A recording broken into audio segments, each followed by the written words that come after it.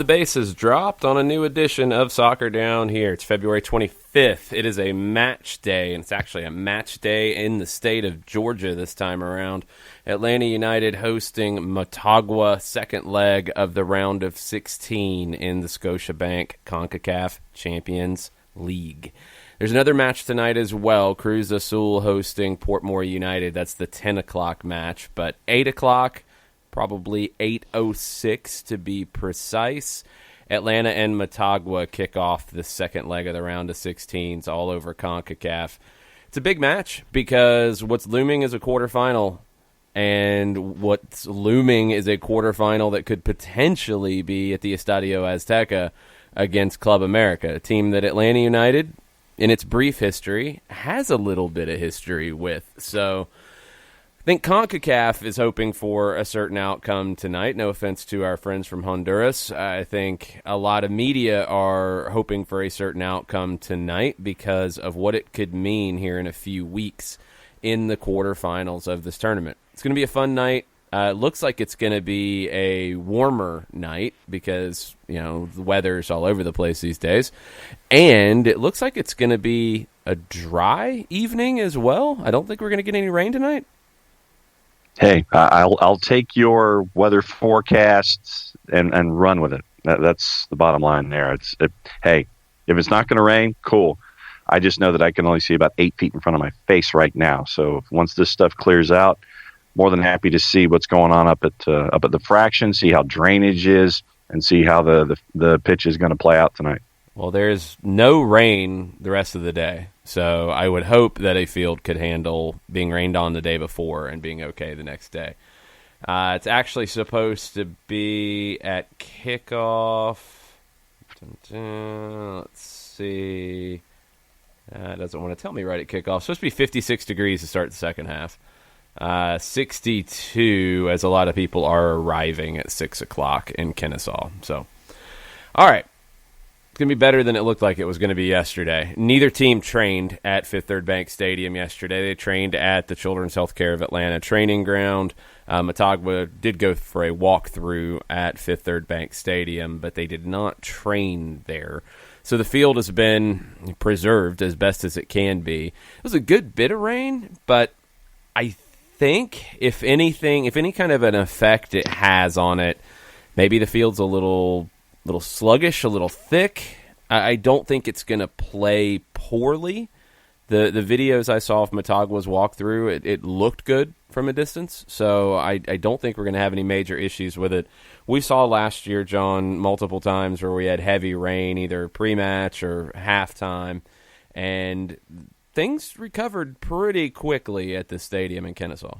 It did, and there were some spots in front of the goals around the penalty areas where you had some.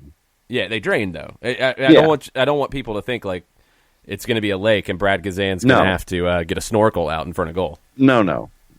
But in those instances where you had the very heavy, quick downpours, the crew there at Fifth Third took care of stuff and it drained pretty well where you did have puddles. So now it's all good.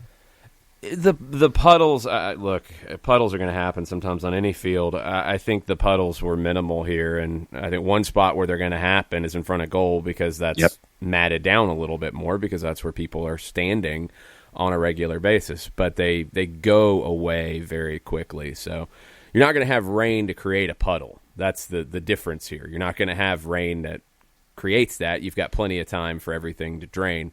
I think it'll be in pretty good shape. I'm not too concerned about conditions tonight. Looking forward to a loud, rowdy crowd for the first match for Atlanta United in the state of Georgia in 2020. And it's like I said, it's a big one. I mean, there's expectations in this tournament now. I think for an Atlanta United club that you got to the quarterfinals last time, had a battle with Monterrey, who ended up going on to win the thing. I think quarterfinal is if you don't get there, it is a huge, huge setback early in the season. I think this is an expectation to advance. Oh, no doubt. And, when you have teams with experience in this tournament like Atlanta United, you make those inroads, you get to the second round, you understand that there are possibilities for you to make deep runs in this tournament. You want to be the first team to win this tournament, and if you play the way that you've constructed things and you make sure that everything is laid out the way that you're hunting for when you're going up against the teams, then the expectation should be there that you make deep runs and try to chase after a title to get after the Club World Cup. So no, I think that being in the tournament, it gets past that, yeah, we're happy to be here stage, and you're looking to make an absolute run at this thing. Oh, yeah, there's no happy to be here. I don't think there was even happy to be here last year, but I think there was an unknown last year of just how to deal with these things. There's no happy to be here with a club that has the expectation of lifting trophies. Now, that doesn't mean you automatically get past tough situations, and tonight's going to be a tough situation. Motagua's going to make it difficult for Atlanta United. They come in knowing that the door's open for them. I think they said that the key is in the door for them right now because it was 1-1. It didn't have what happened to San Carlos happen to Motagua. It's 1-1. They've got to get a goal. They know that. This is a team that has scored goals a good bit in the Honduran league. But this is a team that's not 100%. Juan Pablo Montes, center back, who did not play in the first leg, he made the trip. He's going to be a game-time decision at center back. And Rubilio Castillo, their forward up top, who has scored 3 goals in his last 4 games, he has right knee inflammation, and he's not 100%. He came out of the match last week. He was injured in the match prior to the Atlanta match.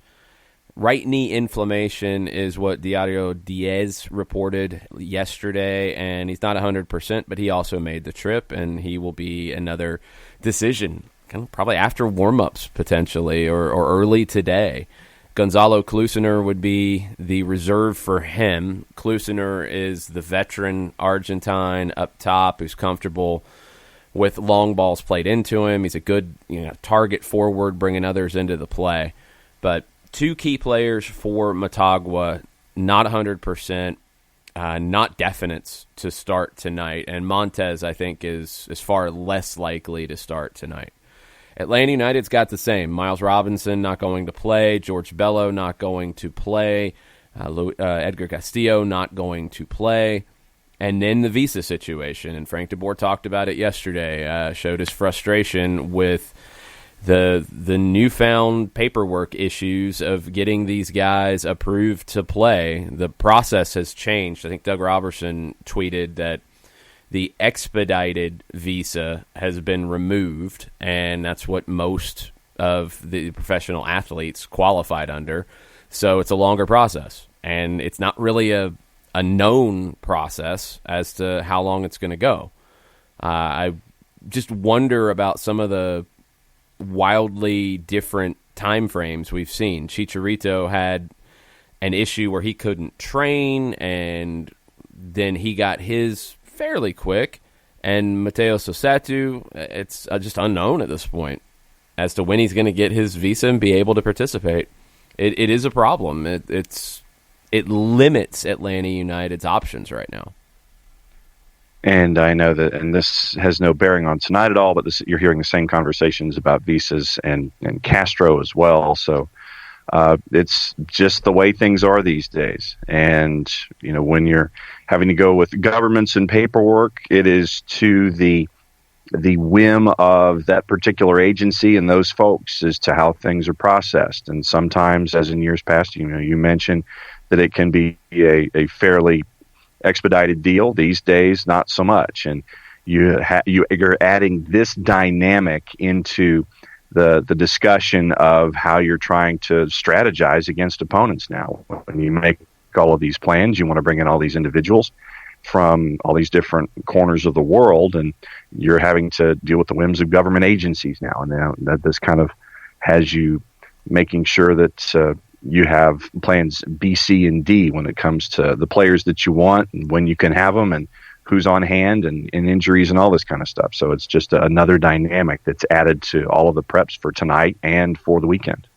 It goes back to the bigger picture. It's not about a plan A, B, C, D. It's about being able to adapt. And both in a match where you start with 3 in the back, you go to 4, you start with 4, you go to 3, you press here, you don't press here, you drop back here. Being able to adapt is a key, and having players who are very flexible is very, very important. Anton Walks being able to play on the left side, but then also go to a center back role in a 4-man back line.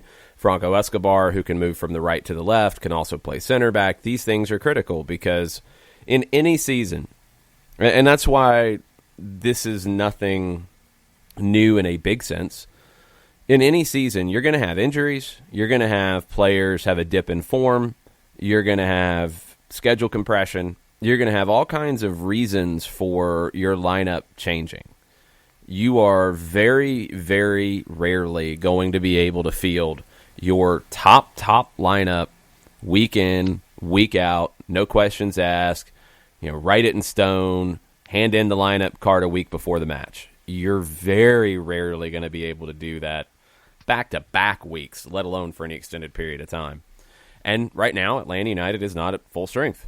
Neither is Motagua. Neither is probably any team in this tournament right now, because when are you ever truly at full strength? When are you ever first truly day of training 100%? Camp?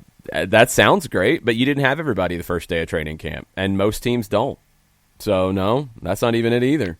It just never happens. You have to make the best of your current situation. And that's Frank de Boer's job tonight.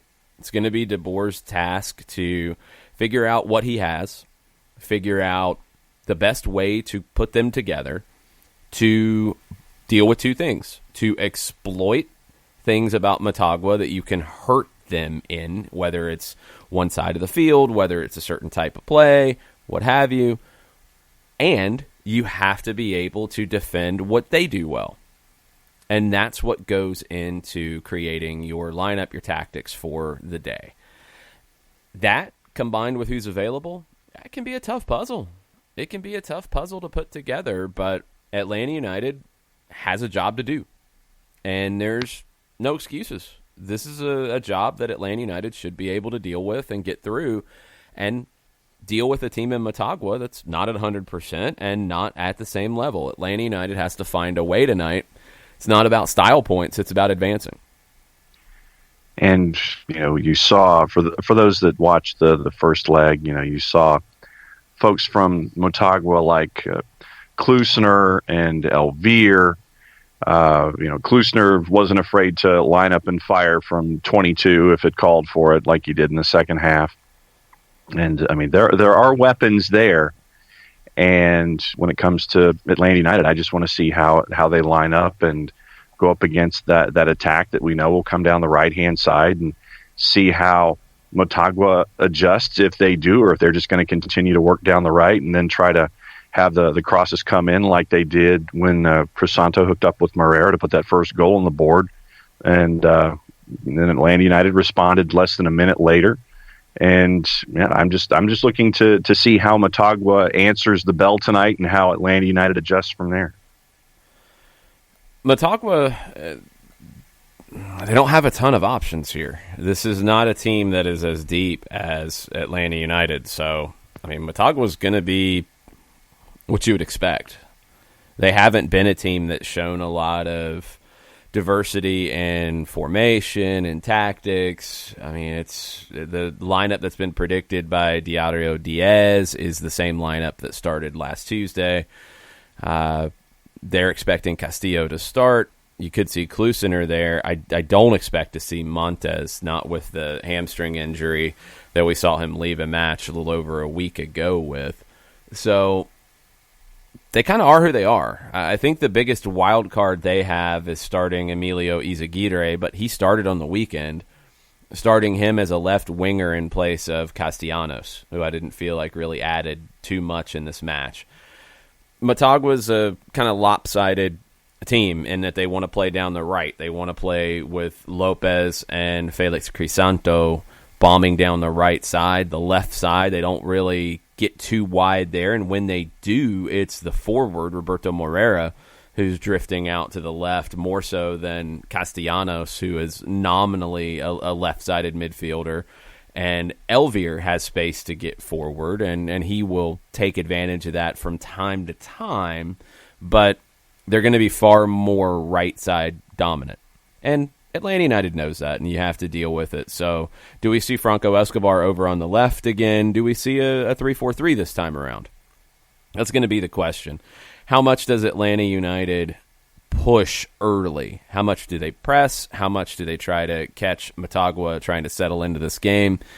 I think this is the kind of match tonight on a field that, got a lot of rain the last few days, but a field that's going to be far, far better than what they faced in San Pedro Sula. Frank de Boer talked about it down there. They couldn't play their game. They couldn't risk trying to build out of the back. They couldn't try to play. So they had to play long. They had to fight. It was a game of heart, and they got the result they needed. Tonight, this is a game where Atlanta United should be able to play their game. They should be able to build out of the back. They should be able to push the pace. That's something that I feel like Motagua will struggle with. It's not a fast team. It's not a team that likes to play at a quick pace. It's a team that wants to slow the game down. And if they're able to do that, they can hang around. If Atlanta speeds this game up and makes it difficult for Motagua to get settled, Atlanta will win and could win comfortably. How comfortable is Atlanta United at playing fast now? You know, we saw in Birmingham, for example, going back a few weeks ago, the second part of the first half with the starters, because the starters only played 45 there. The second part of the first half is where the team played faster. And they played against a team in Birmingham that I think approached it kind of like how Motagua will tonight. I think Motagua's going to sit, and they're going to look for their opportunities to get loose down the right early, but they're going to sit for the most part. They don't want to lose this game early. So Atlanta's going to have to go break them down. And if they can't break them down initially, first 10, 15, 20 minutes, you're going to have to start picking up the pace a little bit. And that means the game can get a little stretched. That means the game can get a little sloppy. We saw it against Birmingham where they had a couple of times where they went forward and created some opportunities. But Atlanta, with the quality that they have, with the players that they have, should be expected to handle even moments of sloppiness because of talent. You know, talented players can play faster. They have better touch. They have better technique. They can handle when the game speeds up more so than a player who is not as technical, who doesn't have that great first touch, because they need that extra time. Atlanta United has guys that play fast with their mind as well. They think fast. That's key. If you don't know where you're going to go before you receive the ball and you don't know how you're going to control it, add a couple seconds. Because you have to take that time to figure out what's next. When Atlanta United's at its best, by the time you're thinking about what you're going to do next, they're past you. If Atlanta can find those moments tonight, no, I don't expect it to be mid-season form. That's an unfair expectation from anybody. But can they find those moments of 5 minutes, 10 minutes, where they can play fast, play fluid, and really put Motagua on their heels? The longer the stretches are that Atlanta can play fast, the better off they'll be tonight. This will not be a lumpy and thick pitch, as you referred to San Pedro Sula last week, by any stretch of the imagination, and that definitely benefits teams that want to play quickly. And you noticed in San Pedro Sula that passes weren't getting to their destinations at the anticipated rate. When someone wants to release a ball, you find your target, it wasn't getting there at the rate that you're anticipating. You won't have those issues tonight. No, you shouldn't. You should. If anything, the pitch might be a little quicker because it might be a little slick. That's a good thing for Atlanta. The Five Stripes will be very, very happy with that. I know we got a lot of tweets. I know we got a lot of questions. It's Tuesday Thoughts, so people have thoughts. What are they thinking? We have a lot of predictions this morning, and I guess We'll first save and those foremost... for a little bit. Oh, well. First and foremost, Jimmy Vance is wondering about my homework assignment. No, I have not had the chance to watch Dazed and Confused yet, sir. You should have stayed up late last night and watched it, John. Hey, it's getting ready for a match day. And before we move on, thanks to everybody who was a part of both Soccer Over There and the run-up show last night. It was fun to have one of those and just kind of have a pilot episode and see how everybody was responding to us both on Twitter and on Twitch, which was interesting for me to see all of the interaction on Twitch last night. So thanks to everybody who was hanging out with Twitch was interesting for you? It was. What was interesting about Twitch? It's the first time I've done a show with that format. Okay. So I just thought it was an interesting output. As a Facebook Live video. I mean, people are commenting on it, right? True, but I hadn't seen that depth of interaction from something that I didn't know anything about. So what else is new? It's just the same. The thing is, John, people want to watch this stuff. People like you and Kelly. They want to watch you and Kelly do a show. No, they want to watch Kelly. They want to watch Kelly and like me. I don't know about that, sir. Well, y'all had a nickname last night, so, I mean, y'all have gotten to that point already in a pilot episode. Yeah, we're jelly. Yeah, so, I mean, I think y'all are good. Crazy. And the next one will be on the 6th of March as we get ready for FC Cincinnati. So come to the Brew House and their 9,452 televisions, Mondays at 6 for Soccer Over There, and the night before home matches for the run-up with the same characters, and it's fun. So Shout out to everybody who was hanging out with us last night for both shows. Lewis Martin, Tuesday Thoughts, using the hashtag.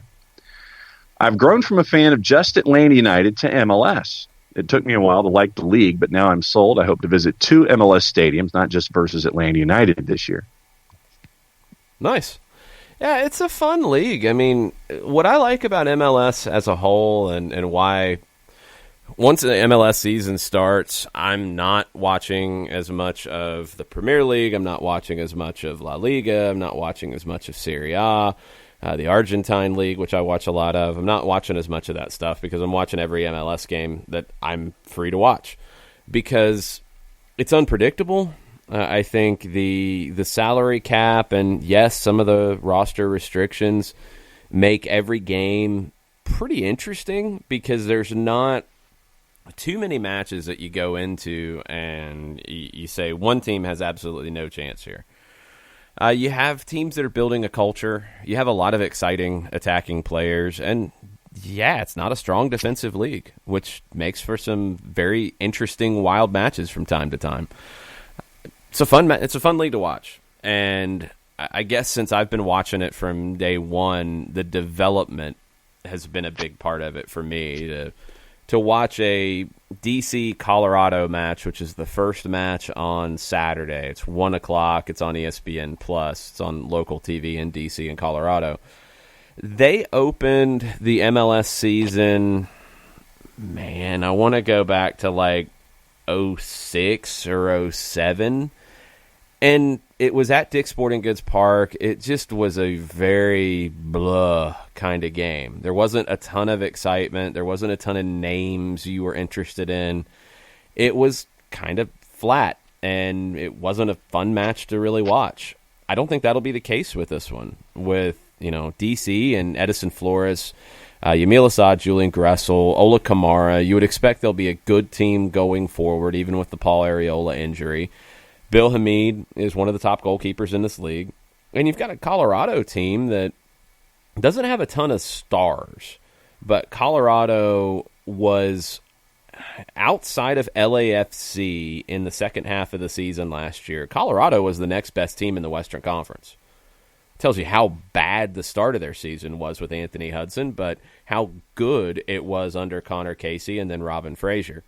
So Colorado's a dark horse in the West because of how strong they finished last year. I want to see if that continues. I want to see if Kellen Acosta ends up becoming the player that we've all expected him to be, and the player that showed a ton when he was at Dallas and hasn't shown enough consistently since then.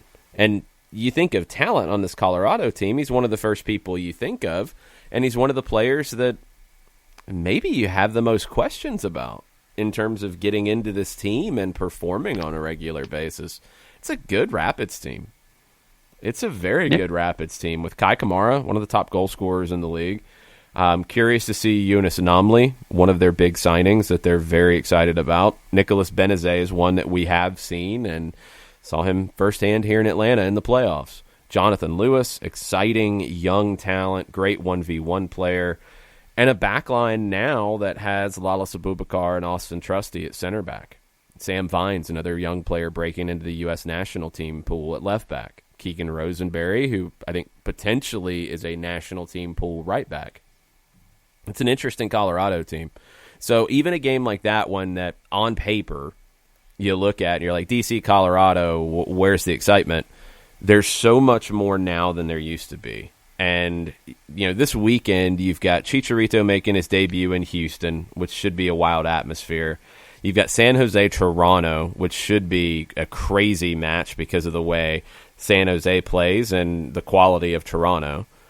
Dallas and Philadelphia, maybe two of the teams that are flying under the radar because they don't have those mega stars. Orlando and RSL, the Oscar Pereja era begins in Central Florida. And then on Sunday, you've got Columbus and NYC, two of the top teams in the East at 12:30. You've got the Red Bulls and Cincinnati, which it's kind of like watching two dumpster fires in different ways in that one. So that'll be interesting for a whole different reason. Seattle hosting Chicago.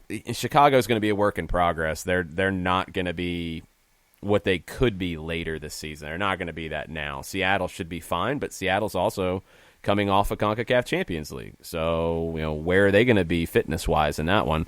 And then I think the two big ones are the evening matches on Sunday. LAFC hosting Miami, the debut for the Herons. LAFC coming off of a Thursday CONCACAF Champions League match that they have to throw everything in 5 kitchen sinks at Leon to get through. And then Portland and Minnesota in the nightcap, which will be a really good Western Conference match at 7:30.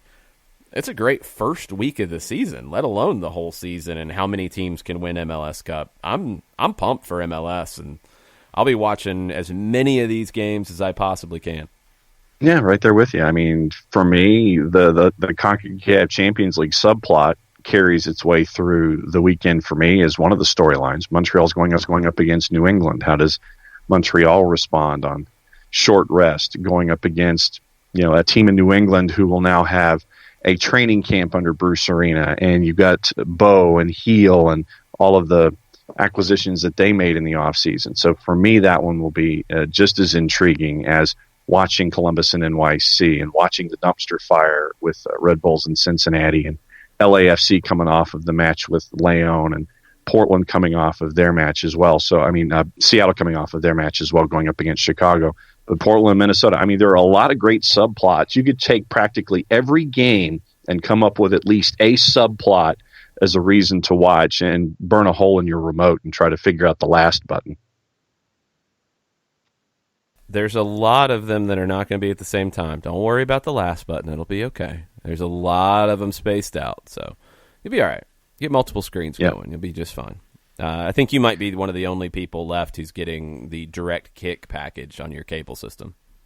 Well, but what this does is it direct kick on the big TV in the office, and then on the desktop you have the plus going, so you could pretty much pick a matchup there, pick a matchup on the big TV, fire up another tablet, fire up a phone. I'm gonna ask you one more time if you understand that you can put ESPN Plus on the TV. I don't know how to do that. I'm just trying to save you some money, man. You don't need to get direct kick. You get it all on ESPN Plus. Yeah, but I can fire away in channels faster than doing it on the desktop. All right, spend that money. MLS is happy about you spending the money. I'm just trying to help you. I know. I got other games and other leagues to watch too. So I need the plus available for going back and forth with other things too. You can have the plus on multiple devices too. But anyway, it's all good. It's all good. Do your thing, John. Spend that money if you need to. It's all good. You know it. It's a write-off. MLS will be very happy about it. I need the write-offs these days. Cuppers, Alex, has come in this morning. He says, with Frank saying that Wyke is replacing Bello in the 18 for tonight, what do you think he will end up getting a reserve roster spot for this season? I don't understand the question. I think there's some modifiers that are out of place here. What do you think he will? I think that Alex is trying to ask about Lawrence Wyke and more availabilities with the first team this year, being in 18s with the first team as opposed to more time with the twos. Well, he's got to sign an MLS deal. Right now he can't. For CONCACAF Champions League, you can sign that short-term 4-day deal and be available, but if he's going to be available for MLS matches, you have to sign an MLS deal. And he could do that the rest of this week. I mean, he could do that anytime. And then he's available for both. He can be loaned back to Atlanta United too and play those matches as needed, but also be available for the first team. There's going to be reserve and supplemental roster spots available, and Lawrence Wyke is a player who I think has put himself into that conversation. He's a guy who came in last year from Furman, really not talked about very much when that signing was made and didn't know what to expect, but he's a player who is very athletic, very adaptable, can play anywhere on the back line, can play in the holding midfield as well. And he's got good technique, and he picks things up quickly. That's what I noticed about him last year with Atlanta United too, is when he got moved around, he adjusted really quickly. He has a personality on the field too. You notice him. He stands out, and that's a good thing for a player at this spot on the roster where most teams don't get anything out of these guys. I think if Lawrence Wyke does get an MLS deal, he's a player who can contribute. Is he an MLS starter right now? No, I don't think he is. But is he a guy who you can trust to not be afraid of jumping up a level, a player who's going to kind of shrink in a match? That's not Lawrence Wyke. So if he gets that opportunity, I think he'll make the most of it. I still think he'll play a good bit with Atlanta United too, but to be available for the first team on a regular basis in MLS matches, especially later in the year where you get things piling up, Wyke would be a great candidate. Now, being able to see Lawrence Wyke's game evolve and improve, much like Miles in the years past, it's been a fun part of the process to be able to call the Atlanta United 2 games with you, see these guys when they come in the door, and then see how their games grow and evolve and see them take these steps. And Lawrence is another one that is a part of that process. And, as a sidebar, I'm looking forward to seeing who takes those steps this season with Atlanta United too, and continues to work their way toward first team contracts and being in 18s on regular basis.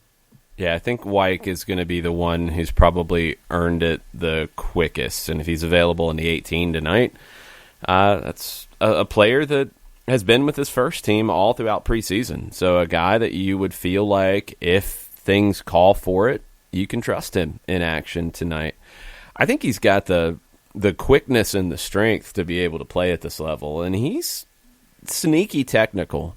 He's got a good long pass. He's a good passer. I like Wyke. I like Wyke a lot. He really surprised me last season because I didn't know what to expect, and I thought he ended up being one of the most important players in the second team last year. A couple programming notes. We've got Jessica Charman coming up with us at 10 o'clock to give her thoughts on tonight. We've got Doug Robertson from the Atlanta Journal-Constitution joining us at 10:30. Chris Ashley from That Soccer Show. And everything Greenville that we have here on the network. He says that's former at GVLFC player Lawrence Wyke, and then in all caps, put some respect on that name with 2 exclamation points. Chris Ashley. I have put respect 3 exclamation points. Okay, 3. Then maybe I need to raise my voice a little bit. No, I've put respect on Lawrence Wyke's name quite a bit. I might be driving the Lawrence Wyke hype train. It's possible that could be the case. So yes. Also, in addition to Furman University, former Greenville FC player in the NPSL, Lawrence Wyke. Rich Ransom has come in this morning, and he says, listening to your thoughts on Atlanta soccer history yesterday and other times, I want to ask, and then in parentheses he says, and I know I'm going to upset some Twitter accounts. Bring it, Rich. I like it. Why or what happened to the Silverbacks? Hashtag Tuesday Thoughts. Oh boy, it shouldn't upset people. That's what's so annoying about this. Like it shouldn't upset anybody.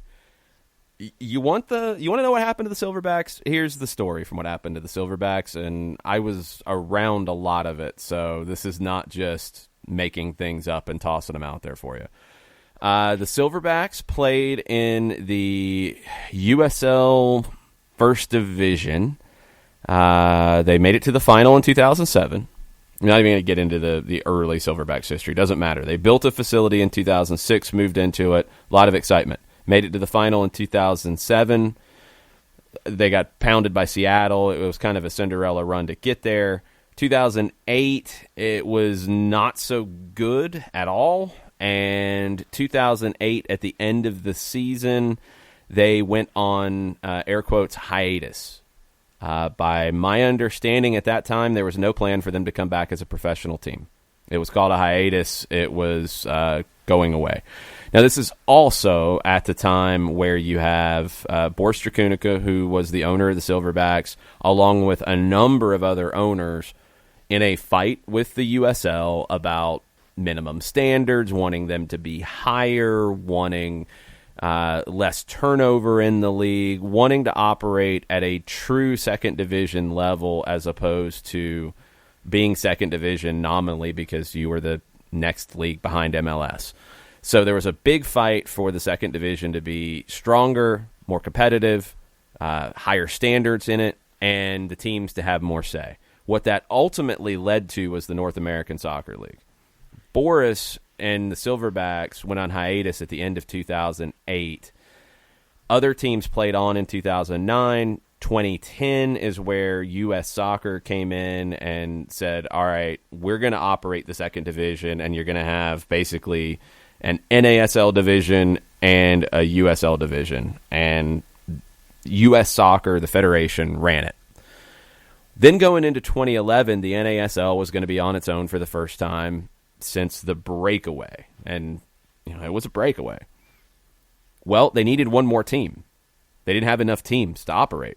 And Traffic Sports, who I think we all know who Traffic Sports is from a litany of lawsuits involving both things in CONMEBOL and in CONCACAF. Traffic Sports was organizing the North American Soccer League at this point. And Aaron Davidson, who was organizing all of it, went to college with Boris Strakunica at Emory and knew that there was a stadium, there was a brand, and there was the ability to put something together very quickly. And they did. It was announced in December of 2010 that the Silverbacks were coming back. They had some meetings informally in Atlanta a few weeks prior. Probably November. I'd have to go back and double check. November of 2010, where they met with some people. Actually, one of the really funny things from those meetings was Silverbacks ownership and Traffic and NASL folks. And there was a conversation about should they come back as the Silverbacks, because when they went on hiatus, the Silverbacks name, through a lot of different things, didn't have the greatest of reputations.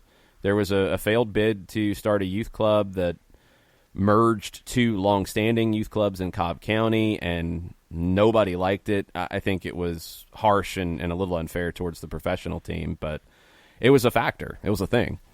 So in these discussions in late November of 2010 about bringing the team back, there was a big question about what they should be called and should they come back as the Silverbacks. One of the local Latino writers who's still active today, he was writing for Estadio at the time, suggested that the team be called Atlanta United. And the reason why he suggested that was the Silverbacks never really drew the Latino community in Atlanta in. It always felt very separate. And the idea was to relaunch specifically targeting the Latino community and bringing everybody together in the Atlanta soccer community and calling it Atlanta United.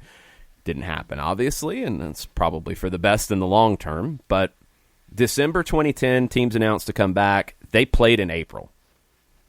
That's insane. And the quality of the team in 2011 showed. Traffic funded it. from my understanding, funded every bit of it.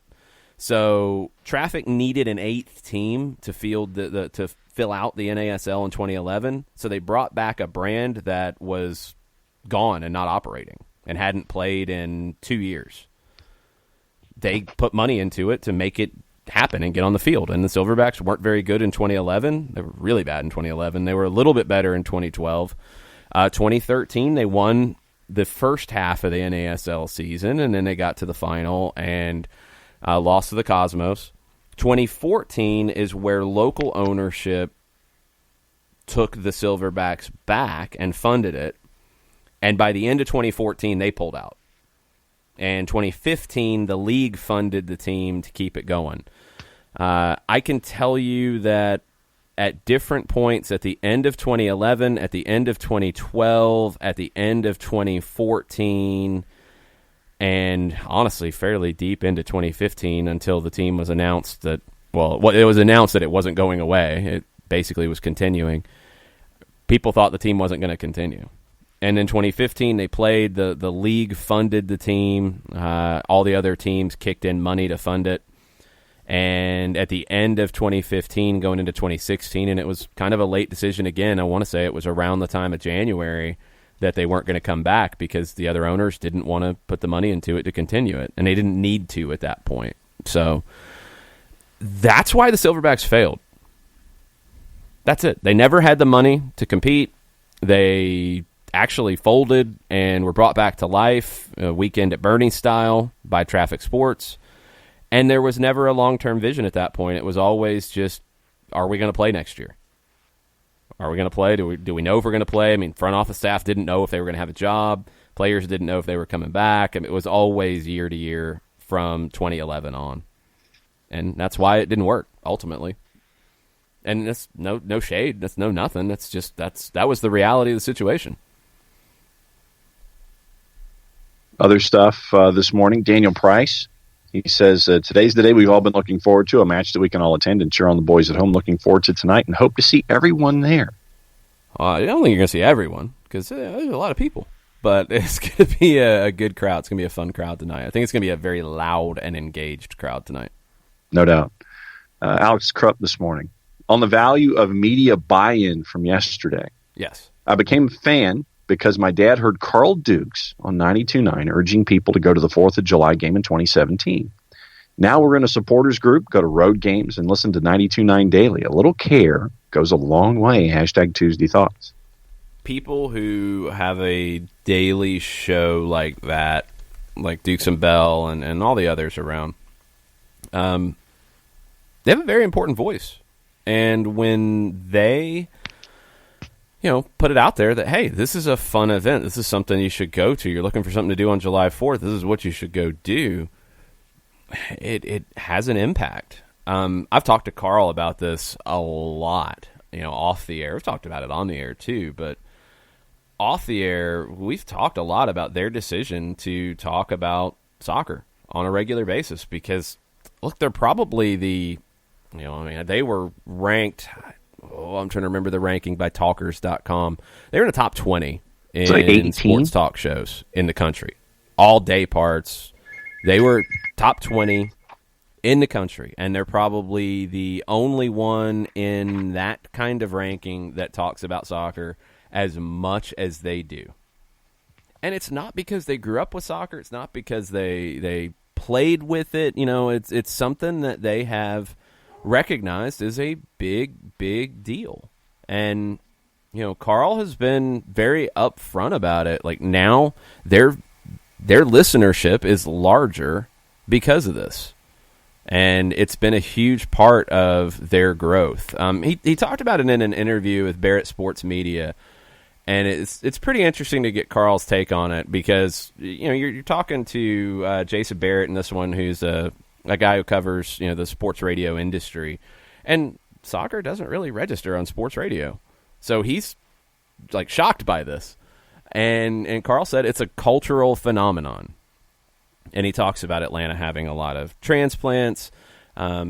He said it's for everybody. You've got people in the burbs, you've got people from outside the perimeter, you've got people from inside the perimeter. It's he recognized it early on, and he said that they were very careful at first about how much soccer they included in it, but they realized that people wanted it, and he said you have to approach it like football, the NBA, or college football. There are topics people want to discuss. They know the players now. It's as much of a conversation as anything else. We have soccer segments throughout the week on the show that people are interested in. And he talked about how on the website at 929thegame.com, they get reaction from anything soccer related. And those numbers from a digital perspective have been huge. So Gwen totally agrees. She's very happy about that.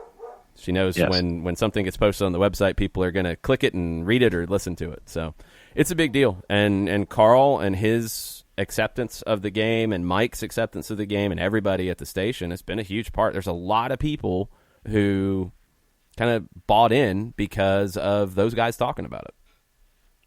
And don't forget to subscribe to the newsletter from 92.9 to get that in your inbox about all the stuff that's in the mind of the 92.9 The Game roster when it comes to Atlanta United. I have subscribed to that as well. So full disclosure.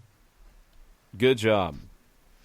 Oh, and part of the broadcast day involves Carl and Mr. Mike Bell, does it not? Yes, I will be on with Dukes and Bell in the 4 o'clock hour, and they're going to be broadcasting live from Twin Peaks, just down the street from Fifth Third Bank Stadium. So you want to head up there early before you're going to tailgate, stop in, grab a drink, grab a bite to eat, and then head over to tailgate, and then head into the stadium, and you'll be perfectly primed for a loud, rowdy night. Jeremy York this morning, and I give Jeremy full credit. He was close on West Ham and Liverpool yesterday. I give him full credit for that. He was up for 55 minutes. He was correct. He has a prediction. We'll save that for later. Question.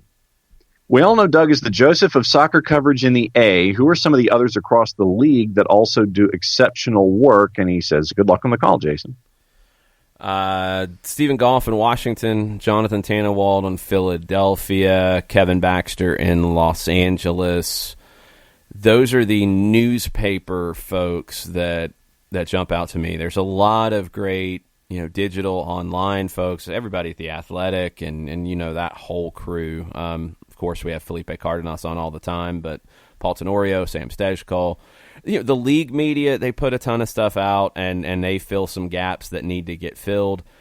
You also have Ivis Galarcep, Soccer by Ivis, SBI Soccer is a great resource.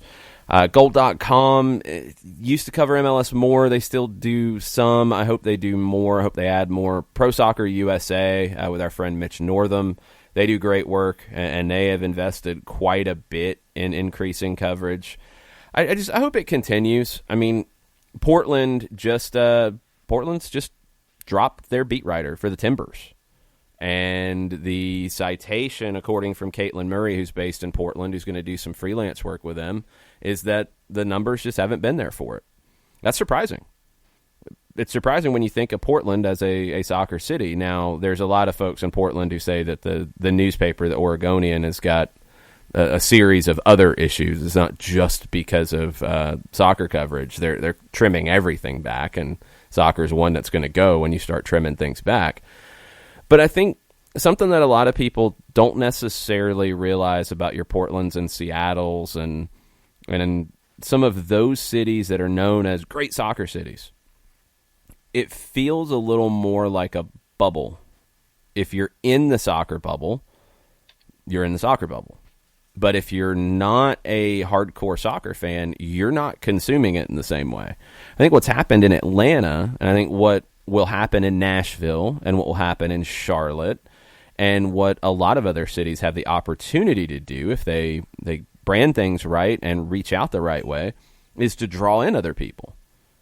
Like Portland and Seattle, it feels like everything is siloed off. Like they have coverage of soccer, they have great crowds, but they're not crossing over into the mainstream. Here, it's just mainstream. It's like, the quotes I gave you from Carl Dukes, they're going to talk soccer, they're going to talk football, they're going to talk NBA, they're going to talk college football. It's just all part of the show. It's all part of the mix. In markets like Portland and Seattle, they might have a 30-minute show or an hour-long show, but that's where their soccer talk is. It doesn't happen on the afternoon drive show. It doesn't happen on the morning show.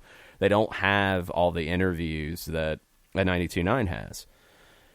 If you treat any sport, any product, as a halfway kind of thing, if you throw a few articles here and there, if you have a 30-minute show that you've got to go find, if it's off in a corner, it can get lost. And I think soccer fans will also say, well, you're not taking it seriously. I don't want any part of that. So you run the risk of doing two things. You don't get the crossover and you alienate your core audience. It just needs to be treated like any other sport because that's what it is. It's not its own little world. When soccer is covered effectively in this country, it's part of the conversation with the NFL, with the NBA, with Major League Baseball. That's where it has the most impact. If it's put into a corner and it's treated like it's its own little world, it won't grow. It has to grow by drawing in your casual fan. The XFL didn't come in and say, we only want to draw people who are hardcore about their NFL team. The XFL is like, we want people to come in the building. We want people to come sample this and enjoy it and have fun and come back. We don't care if you're a hardcore fan of your NFL team or not. We just want you to show up. Nothing wrong with that. It's honestly a good thing. And I hope soccer opens itself up to that more. We can get out of the silo, y'all. And I hope that happens in markets like Portland and Seattle that still have a lot of room to grow. They have a lot of room to grow. I think Atlanta's showing when you get past just the hardcore soccer crowd that's grown up with it and lived it and breathed it for their whole lives, that's when you get into these 70,000 crowds. That's when you get into these, ratings and readership and views. When you treat it like any other sport, people will respond to it like it's any other sport. And that's a good thing. It's not a bad thing at all. You give it the respect it deserves, then, and I'm just in a general sense, if you give anything the respect it deserves, give it the proper coverage, give it the proper place where it can germinate and it can continue to build, and it's a drawing card, then folks are going to come and see it. That's, to me, that's the bottom line. If you give something the respect it deserves, give it the space it deserves, and give it the outlet that it deserves, you're going to draw more people in, and the first one that does that is going to be drawing in more people at a faster rate than anyone else would. Where there's competition, yeah. I mean, a newspaper doesn't have that, so like the Oregonians' decision is a little different.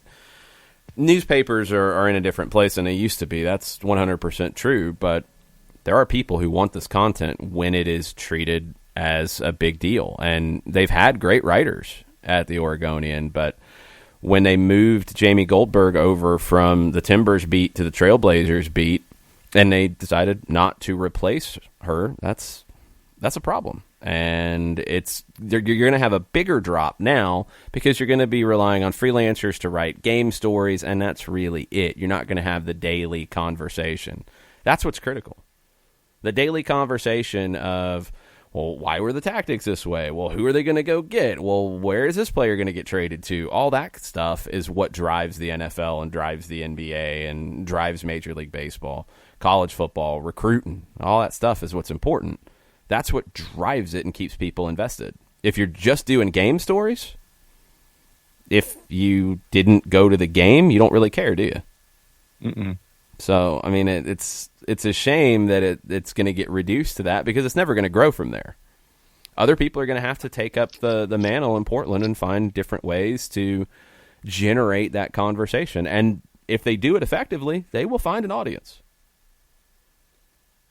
To our earlier discussion about the field and field conditions at the Fraction, Daniel Price says he wouldn't be mad if Brad Gazan wore a snorkel, though. It might look hilarious. It might look hilarious. It might affect your vision just a little bit, and it's probably something that could be used as a weapon, and we don't want to see that. So I'm going to vote against the snorkels just for practical purposes. Ricky Ricardo, do Lennon and Mulroney go straight into the starting lineup tonight?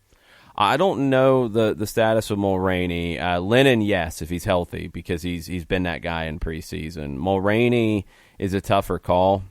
I think with Lennon's availability to start, it gives you the option of going to 3-4-3 with Lennon as a wing back. Then the question is what you do on the left and what you do in the middle with the center backs. You could just stick with 4 and just put Lennon in for Mo Adams and just continue along that way. So there's options.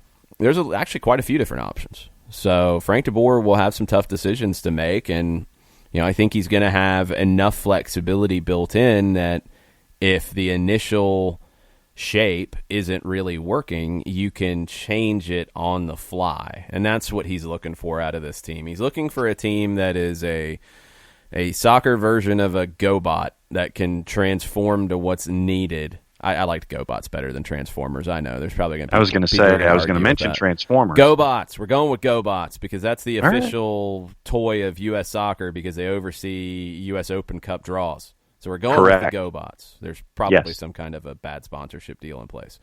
So anyway, Frank de Boer wants to have a soccer team that is the modern version of a GoBot that can change from attacking to defensive, that can change from pressing to sitting and counterattacking, that can change from 4 in the back to 3 in the back to 5 in the back, and can do all those things. And I think he's going to have a lineup tonight that gives him the flexibility to do that without making a sub. Kefsey, has anyone checked to see if the sprinkler system at Fifth Third has been set to not now? I don't know. They still might need sprinklers on it if this thing that is in the sky that might be the sun is trying to come out. They might need some sprinklers before kickoff. Hey, for Atlanta, you want sprinklers. You want this game to be fast. You want the field to be fast. You want the ball to be skimming along and moving quickly because that will play to the strengths of Pity Martinez, Ezequiel Barco, all of the technical players who are good on the ball for Atlanta United, and that will be a problem for Motagua. So I don't want puddles, but yes, I want sprinklers if sprinklers are needed. Let's take a break here. Let's get Jessica Charman on the line and start our number 2 as we start to dig into some predictions right after this. A ranger station. I'd like to report a bear hug. Okay. I put out my campfire and Smokey Bear hugged me. So you drowned the fire, you stirred it, drowned it again, and felt that it was cold? Uh-huh. Yep, he's just letting you know you did good. Bear hug from Smokey Bear. Status update. I'm gonna let you go now. There are many ways to start a fire, but one sure way to put it out. Learn how you can do your part at SmokeyBear.com. Sponsored by the U.S. Forest Service Ad Council and your state forester. As a business owner, you know that every year brings new challenges and opportunities. The success of your business demands expertise and focus. And Country Financial can help you keep that focus by helping ensure you have the right insurance protection in place to meet your goals. Jason Wright can help you create a customized insurance plan that has coverages designed just for your business. Give Jason a call at 678-568-6871 or reach him on Facebook at Jason Wright Agency. Coverages vary by state. Policies issued by Country Mutual Insurance Company, Bloomington, Illinois. This is what matters. This is beyond X's and O's. This is the difference mutual respect makes. This is what character looks like. This is what defines us in Georgia. This is sportsmanship. School sports. It's not the outcome that matters most, but the way the games are played. This message presented by the Georgia High School Association and the Georgia Athletic Directors Association.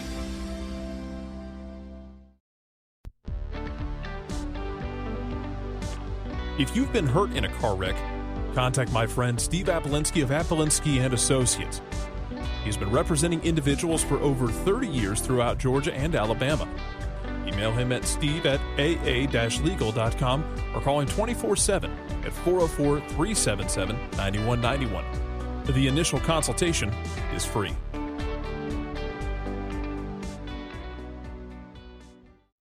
You're listening to Soccer Down Here daily on SDH Networks, a division of OSG Sports. Find us at Soccer Down Here on Facebook and Twitter. The time is now the top of the hour. Peep, y'all. Welcome back. Hour number 2, Soccer Down Here, February 25th, Tuesday Thoughts edition of the show. Keep sharing your thoughts with us on Twitter at Soccer Down Here as we get ready for Atlanta and Motagua tonight, second leg CONCACAF Champions League, round of 16. To help us get ready for this, Jessica Charman joins us. What's up, Jess? Super excited that we're back to getting to watch Atlanta United live and in the flesh. So looking forward to being back at the Fraction and excited for what should be an awesome game. What did you think about the first leg down in Honduras last week? Honestly, I was fairly happy with the performance. I think beforehand, anyone would have taken a draw away from home. It's always hard going to play in a different continent. I mentioned on my personal Twitter thread how after watching lots of the different games, you really see the difference in the styles of play. You see difference in the scrappiness. You see difference in the match fitness. So for us to come and play our first competitive soccer and get a good tie, I thought it was a strong performance. It was a mature performance, and it was a performance of composure that maybe I've been critical of Atlanta United in the past. I thought they dealt with some adversity. They dealt with it well. We saw with the coming back with a quick response from going behind. And that's something that's so important, I believe, the way you respond to adversity. And I thought that the team was a lot more mature, and hopefully that's a sign of what we can expect for the rest of the season, that level of maturity and composure. Jess, when you look at the team as we've seen them come from training camp to Birmingham to now the first leg of CONCACAF Champions League, who has stood out to you? It could be, whatever the reason, but who has stood out to you so far? And I guess two-part question, who are you most looking forward to seeing continue to grow this season? I think there's two to that for me. It's Anton Walkes and it's Pity Martinez. Always been a big fan of Walkes since the first season he played with us. Was sad when he left us for Europe, but I think he's come back a stronger, and again, the word is used, a more mature player. He's come back with a point to prove, and his centre-back performance for me was fantastic.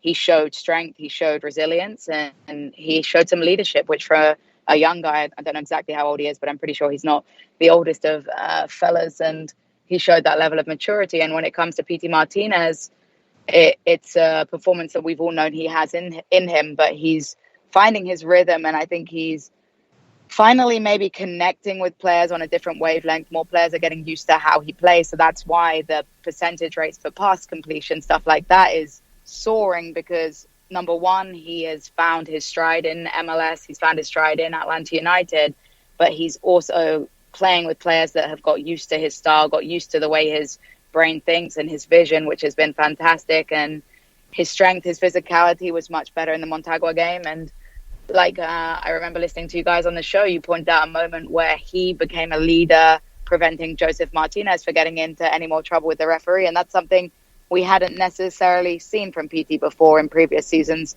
We had seen him, potentially his critics would have called him maybe a selfish player, a little immature at times, but here he stepped up for his teammate, and it was good to see his soccer IQ with understanding the situation and realizing that he needed to intervene there to prevent his teammate from getting in any more trouble. So I love that from him as well.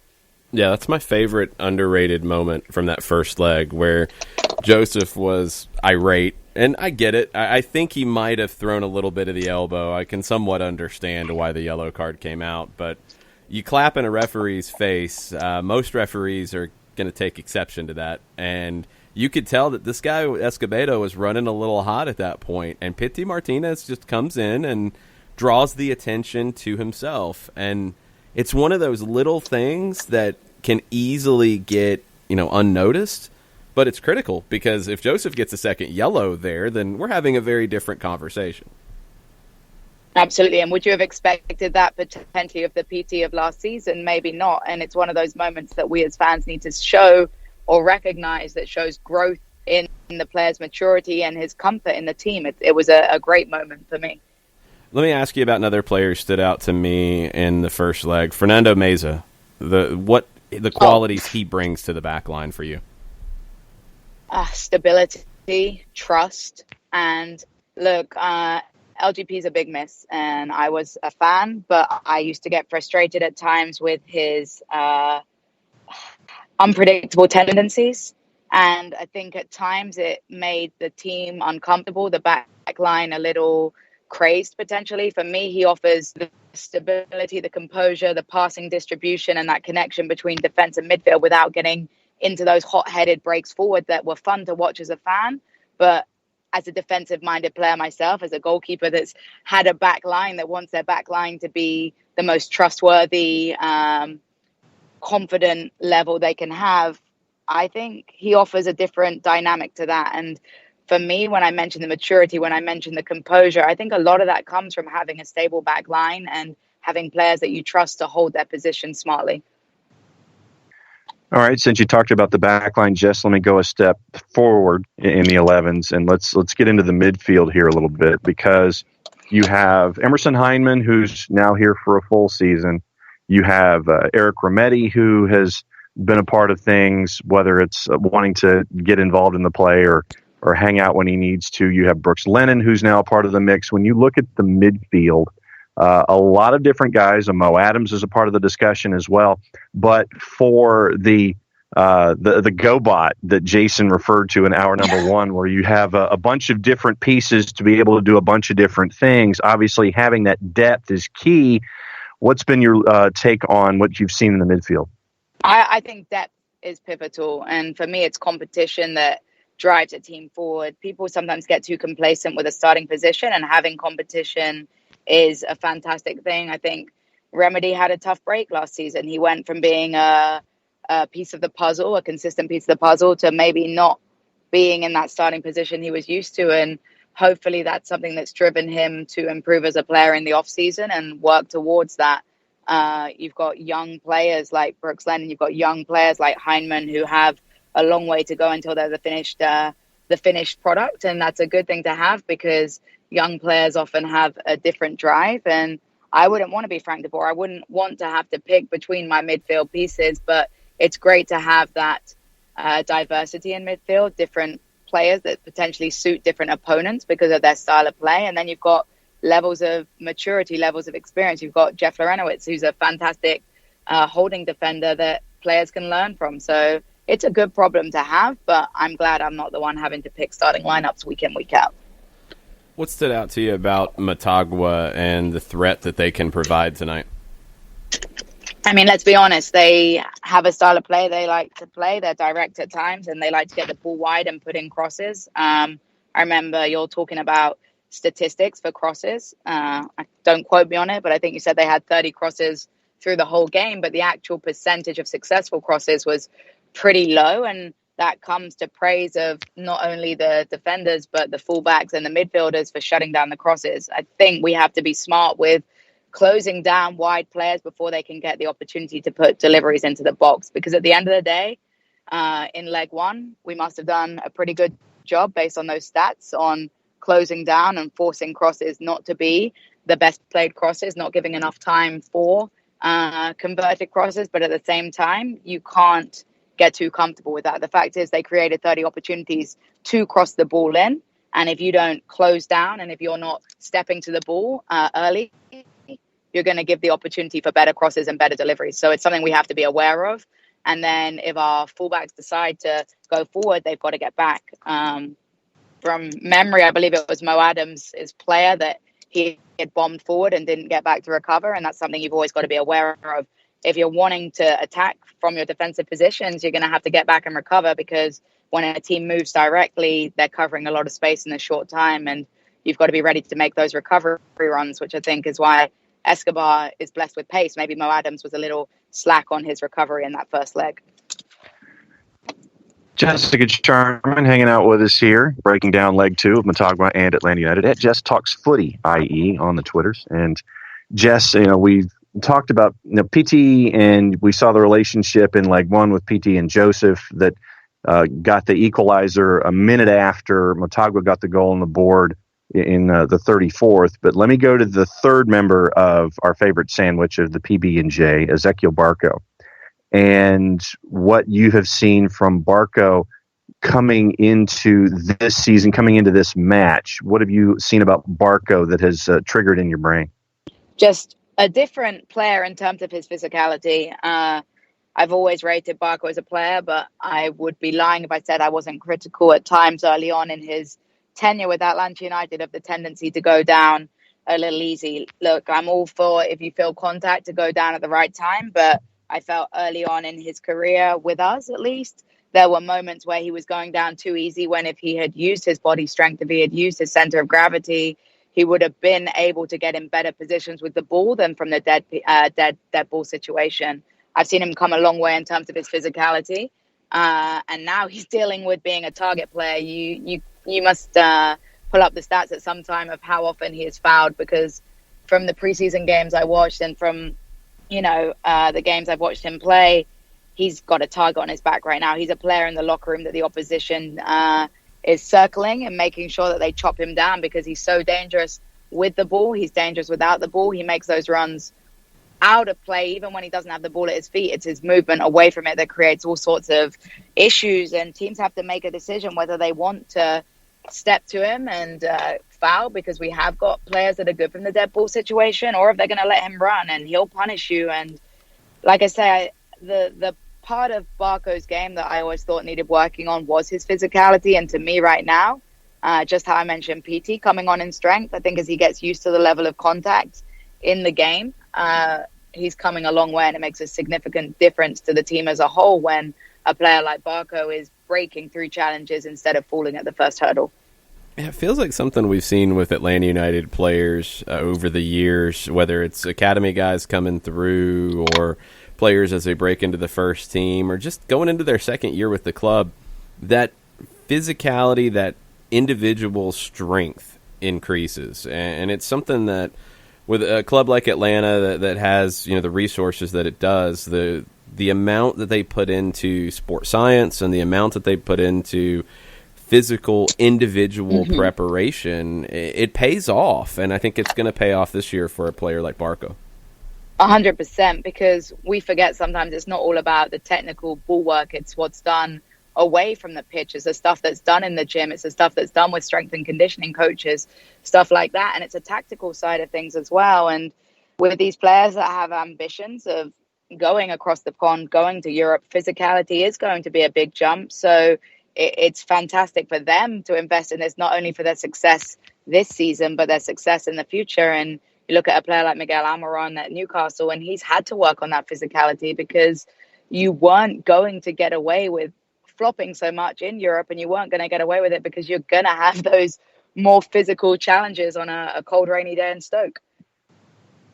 What kind of a match are you expecting tonight? I know that we have predictions, and we're going to get into those from a lot of the listeners here in the remainder of the show. But what kind of a match are you anticipating tonight? I feel like it's not at the bends, but that 12th man advantage is no myth. When you have a home crowd behind you and when you have fans like Atlanta United behind you, I think that's going to make the world of difference. It's a better pitch. I actually have been blessed to get to play on the field a couple of times in Kennesaw, and it's a fantastic field, and that's definitely going to help. We heard in the post-game interviews what a difference the pitch made to the style of play that Atlanta wanted to perform with, and they'll get an opportunity to play more of what they want to do tonight. I do think the rain may have hindered the field quality a little bit, but I'm sure it's still going to be better than the pitch they played on in Honduras. I'm expecting it to be scrappy, physical again. Atlanta United does have that away goal where if they were to sit out for a 0-0 draw, they'd still get through, but I don't see that happening. I see Atlanta United going out all guns blazing, potentially taking a few risks defensively. So I don't know if we're getting into our score predictions now, but I do see us potentially conceding an away goal. But I think we'll go out all guns blazing, and our forward attack is going to be encouraged by the fan base. And I see us slotting quite a few goals past tonight. I think it'll be a good one. Well, all right. You've already opened that door. So what is your prediction for tonight? I'm going with a 3-1 win, Atlanta United. Okay.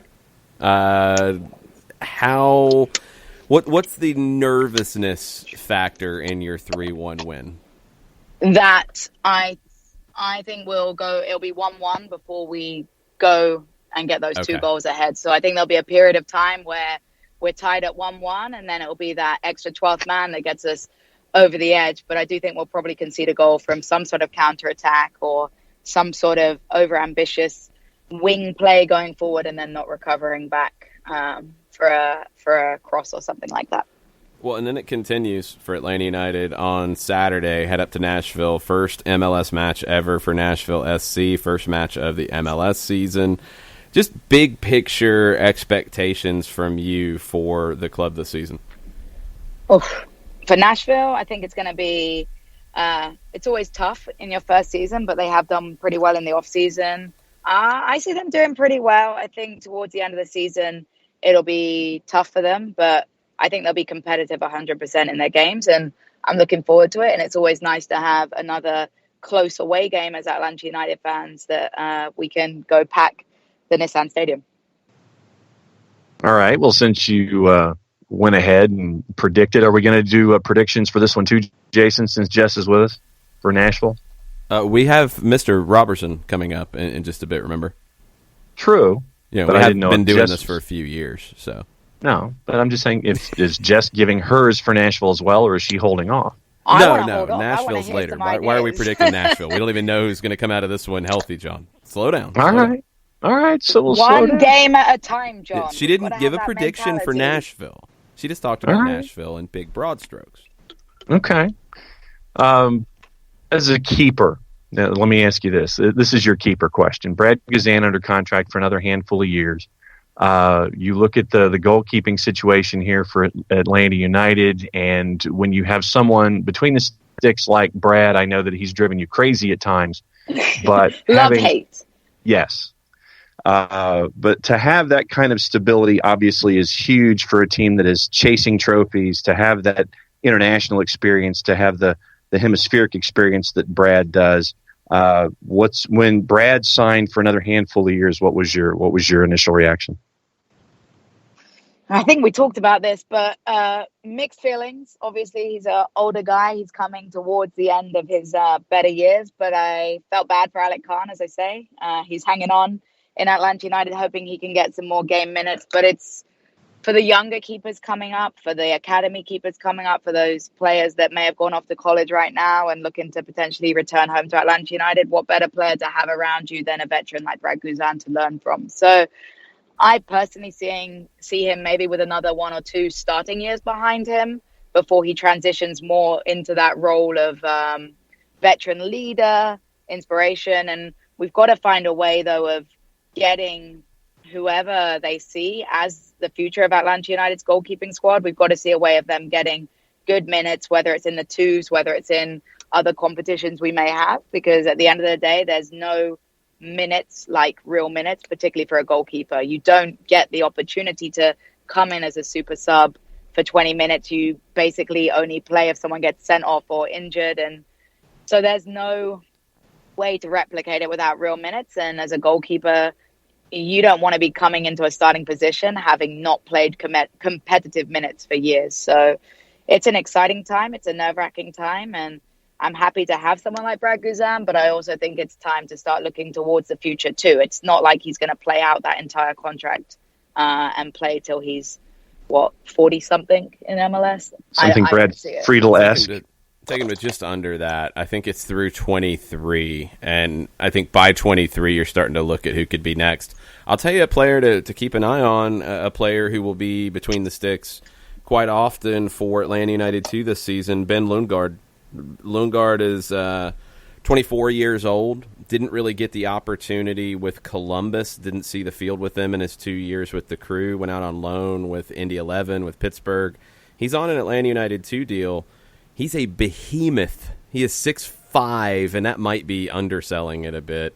And getting a chance to see the friendly with Birmingham over the weekend, Lundgaard reminds me of Guzan in his communication skills. Very, very vocal. And that's something that outside of Brad, we really haven't seen with this club. We didn't see that with the Atlanta United 2 goalkeepers last year. And it's problematic.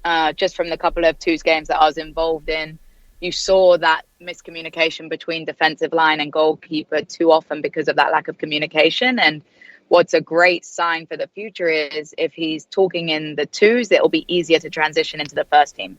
The hardest thing for a defensive line, in my opinion, would be going from having a very vocal goalkeeper to having a timid, potentially intimidated goalkeeper. So that's a good one to know that there is someone that can transition with a similar style of goalkeeper, because there are different styles of goalkeeper and you want your defensive line to be able to interchange more easily between the two.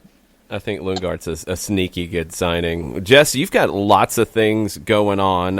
Hopefully you'll be able to join us for some crumpets and espresso later in the week, and we'll be talking to you next week after Nashville and looking ahead to the MLS home opener and hopefully starting to look ahead to a CONCACAF quarterfinal. Absolutely. Looking forward to it, guys. Thanks for having me. Thanks, Jess. Thanks, Jess. Make sure you're following her, Jess Talks Footy IE at the end on Twitter for all of Jess's goalkeeper takes and other takes as well, but yes. Lots of goalkeeper takes.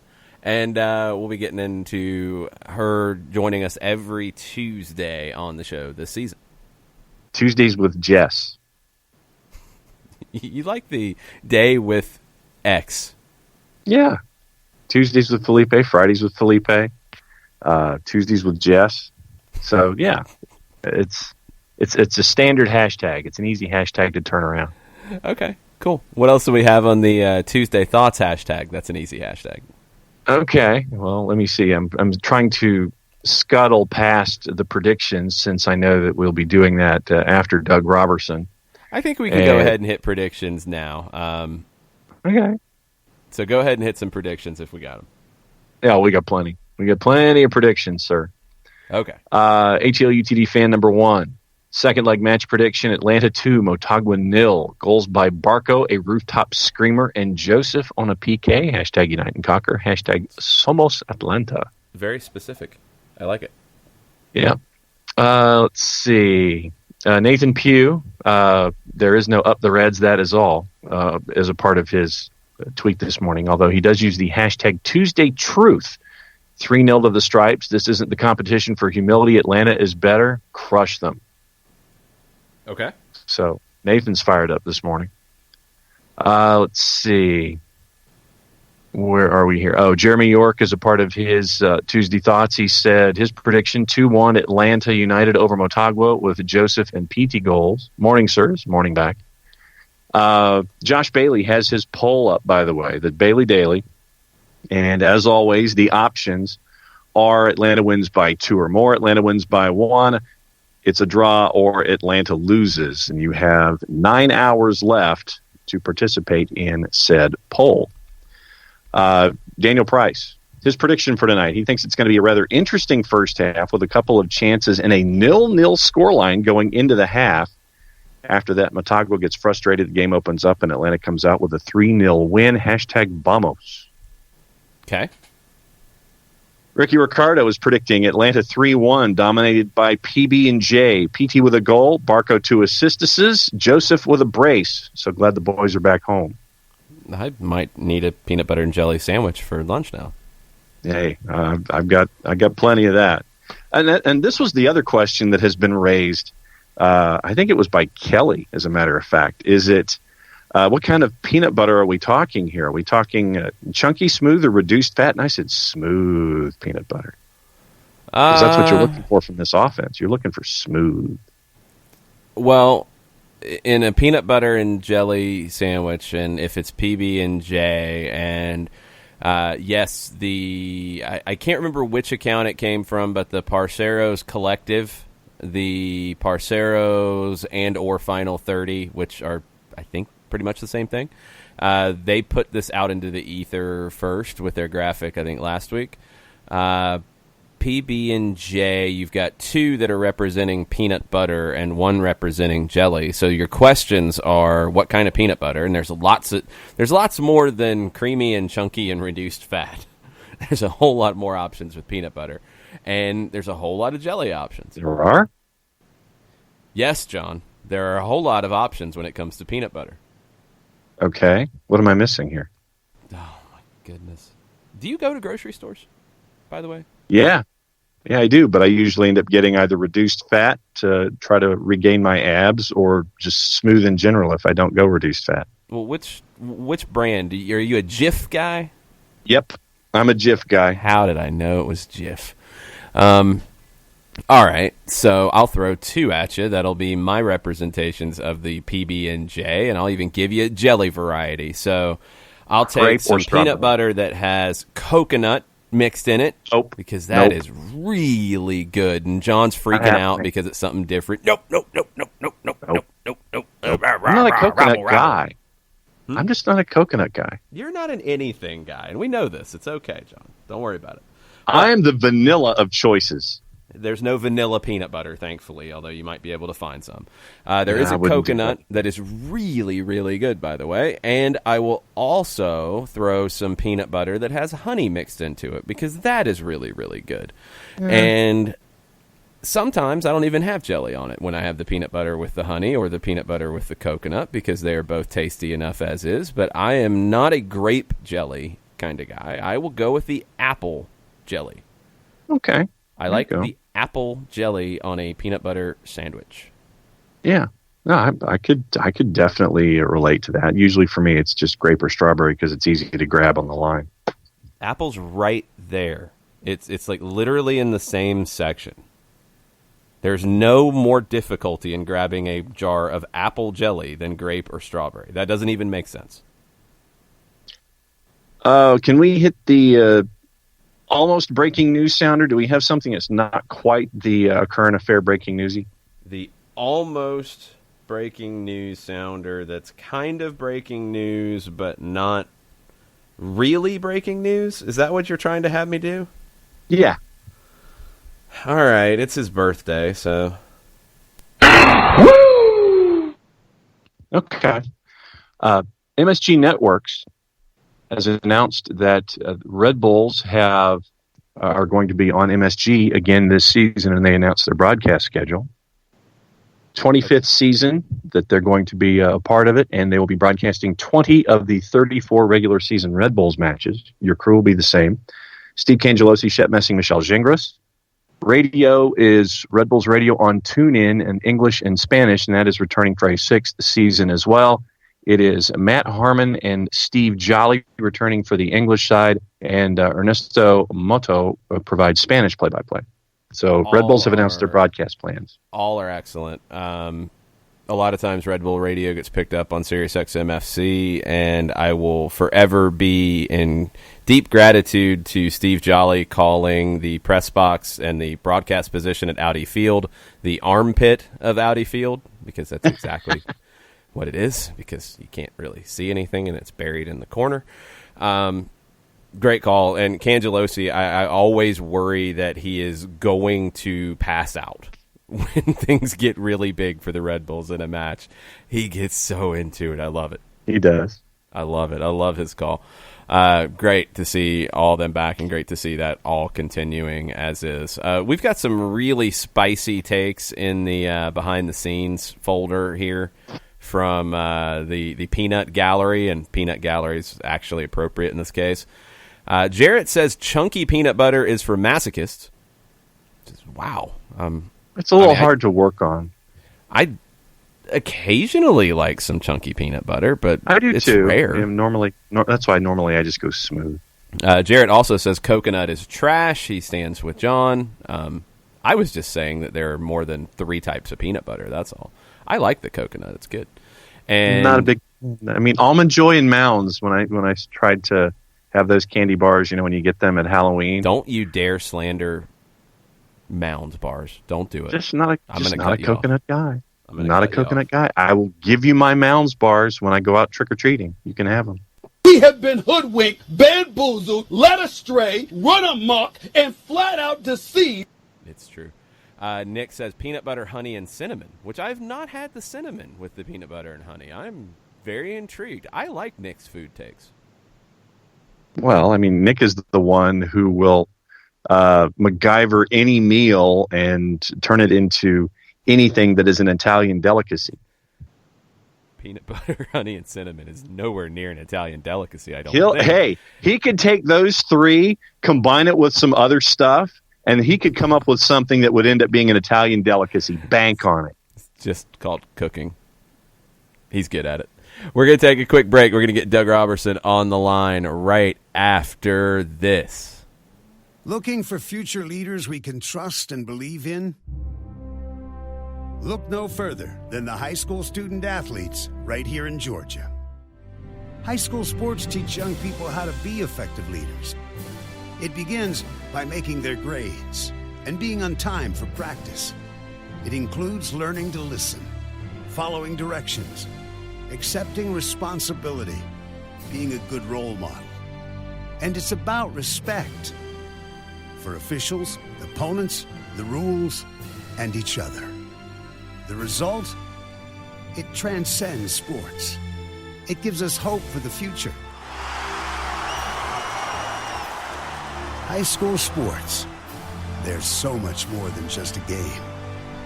This message presented by the Georgia High School Association and the Georgia Athletic Directors Association.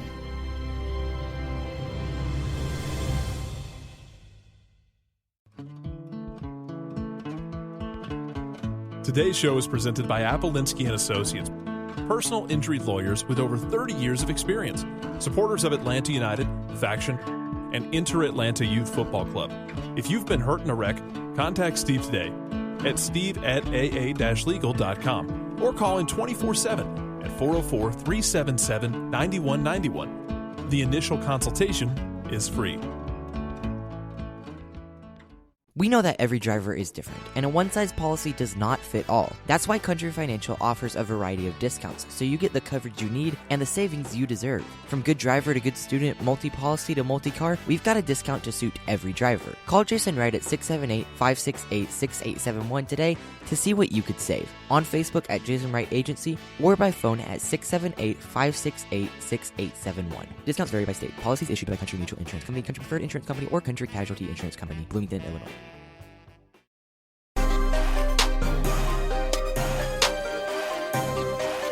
Welcome back. Getting ready for Atlanta and Motagua tonight from Fifth Third Bank Stadium. Second leg of the CONCACAF Champions League round of 16. It's 1-1 coming into it, and let's see what we think it's going to be coming out of it with our friend Doug Robertson from the Atlanta Journal-Constitution. What's up, Doug? How are y'all? It's been a while. Doing well. Great stuff on Sunday with the gigantic season preview in the Sunday paper. That was awesome. Well, thank you. And I appreciate your reading. Yes, and it was very well received from everything I've seen, which is always good to see. How did you receive the match last Tuesday with a 1-1 draw on the road? Neither one of us were there. We were watching from afar. What did you think of the performance? I was also watching from afar. The business center of the Hard Rock Resort at Orlando, actually. I thought it was fine. For a first game, Frank was talking about the pitch, which I couldn't really tell on television if it was good or not good, but he said it was not good. So considering all the injuries, the pitch, the travel, everything else, a 1-1 draw, I thought was fine. The performance itself, there are some things that they will need to clean up for tonight, particularly their defense on crosses. That first goal, that was, it was not Mo Adams' best moment on that goal. But I think they'll probably get that cleaned up and should advance tonight, but I won't give my score yet. No, that's at the end of the segment. But when you look at this Atlanta United team in their second year of CONCACAF Champions League play, what kind of comparisons can be made or progression can be made when you're looking at Atlanta United and how they went after year one under Frank DeBoer versus the second year under Frank DeBoer? Well, last year I think that a lot of factors kind of shocked Atlanta United once they actually got to Herediano. If you didn't go down there and have never seen that stadium, it would be the equivalent of a Class A football stadium in Georgia, maybe, one that would probably have been torn down 20 years ago and replaced by something else. And so I think that and the lighting and the fact that it was like playing on green concrete for a pitch and everything, it just really kind of got in their head a little bit. And then, I think they took themselves maybe a little too arrogantly coming into that game, and Herediano didn't really care and came at them from the get-go. And before Atlanta United knew it, they were down 3 goals. And that wasn't good. So I think that they were a little more cautious against Motagua, getting that away goal as it was against Herediano is immensely important and should be enough to help them get through tonight. So where does everything stand and who is available tonight? Because I know it's a little complicated with a group with injuries, a group with visa and paperwork issues. What is your understanding of who is available tonight? Okay, Rossetto is not available, visa. Mm-hmm. Castro, not available, visa. Castillo, not available, ribs. Robinson, not available, quad. Available to start, which is different than last week, are Brooks Lennon, Jake Mulroney, who I don't even think went to Honduras with the team because he was working on his visa, but that's squared away and he's good to go. He is good to go. Okay, that was one that I wasn't 100% sure on. Yeah, George Bello is not available. They're still monitoring him, but he did train yesterday, so that's a good sign that he might be available for Saturday. And Lawrence Wyke is going to add depth. It sounds like he's going to make the 18 from what Frank said yesterday in place of Bello for tonight. And we got to watch a little bit of yesterday's practice. They were working on crossing, executing crosses and scoring. And Wyke has just a fantastic touch. It was nice seeing what he was doing, and he put in a few good balls from the right side yesterday. So, I don't think he'll get to play, but it's a nice reward because he had a good season last year with the twos, and I think he's got a lot of potential if he can just get some playing time. So then are you anticipating Franco again on the left? What are you looking at here? Well, I think you might actually see like a 3-4-2-1 thing to try to better deal with those crosses to get to meet the Motagua players bringing the ball up the field a little bit higher up the field than they were able to do in Honduras. So with like Mulroney on the left as a wingback and Lennon on the right as a wingback to kind of bring that pressure a little bit higher up the field to close Motagua's players down before they can put those crosses in. Now, of course, if Motagua tries to overload that side, then whoever are the defensive midfielders or even the wingers, if Pitti and Barker are playing out wide, are going to have to take up that role. But I think you're going to see Mulroney on the left and Lennon on the right as wingbacks. Who stood out to you in a positive way in that first leg?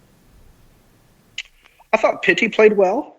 The beginning of the game was a little bit like last year's beginning of the season. He had a few just kind of silly giveaways, but then I thought he grew into the game and he played well.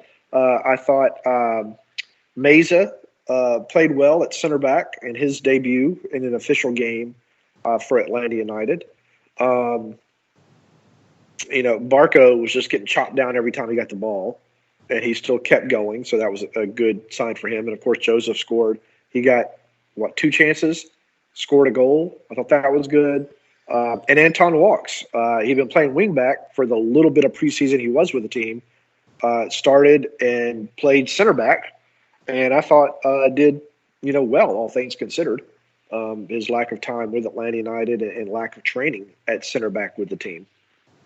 And it cracks me up because everyone kept saying Anton Walks is not a center back, and I kept trying to tell everyone Anton Walks is a center back who has been playing other positions. So it was kind of nice to see him play center back and do okay.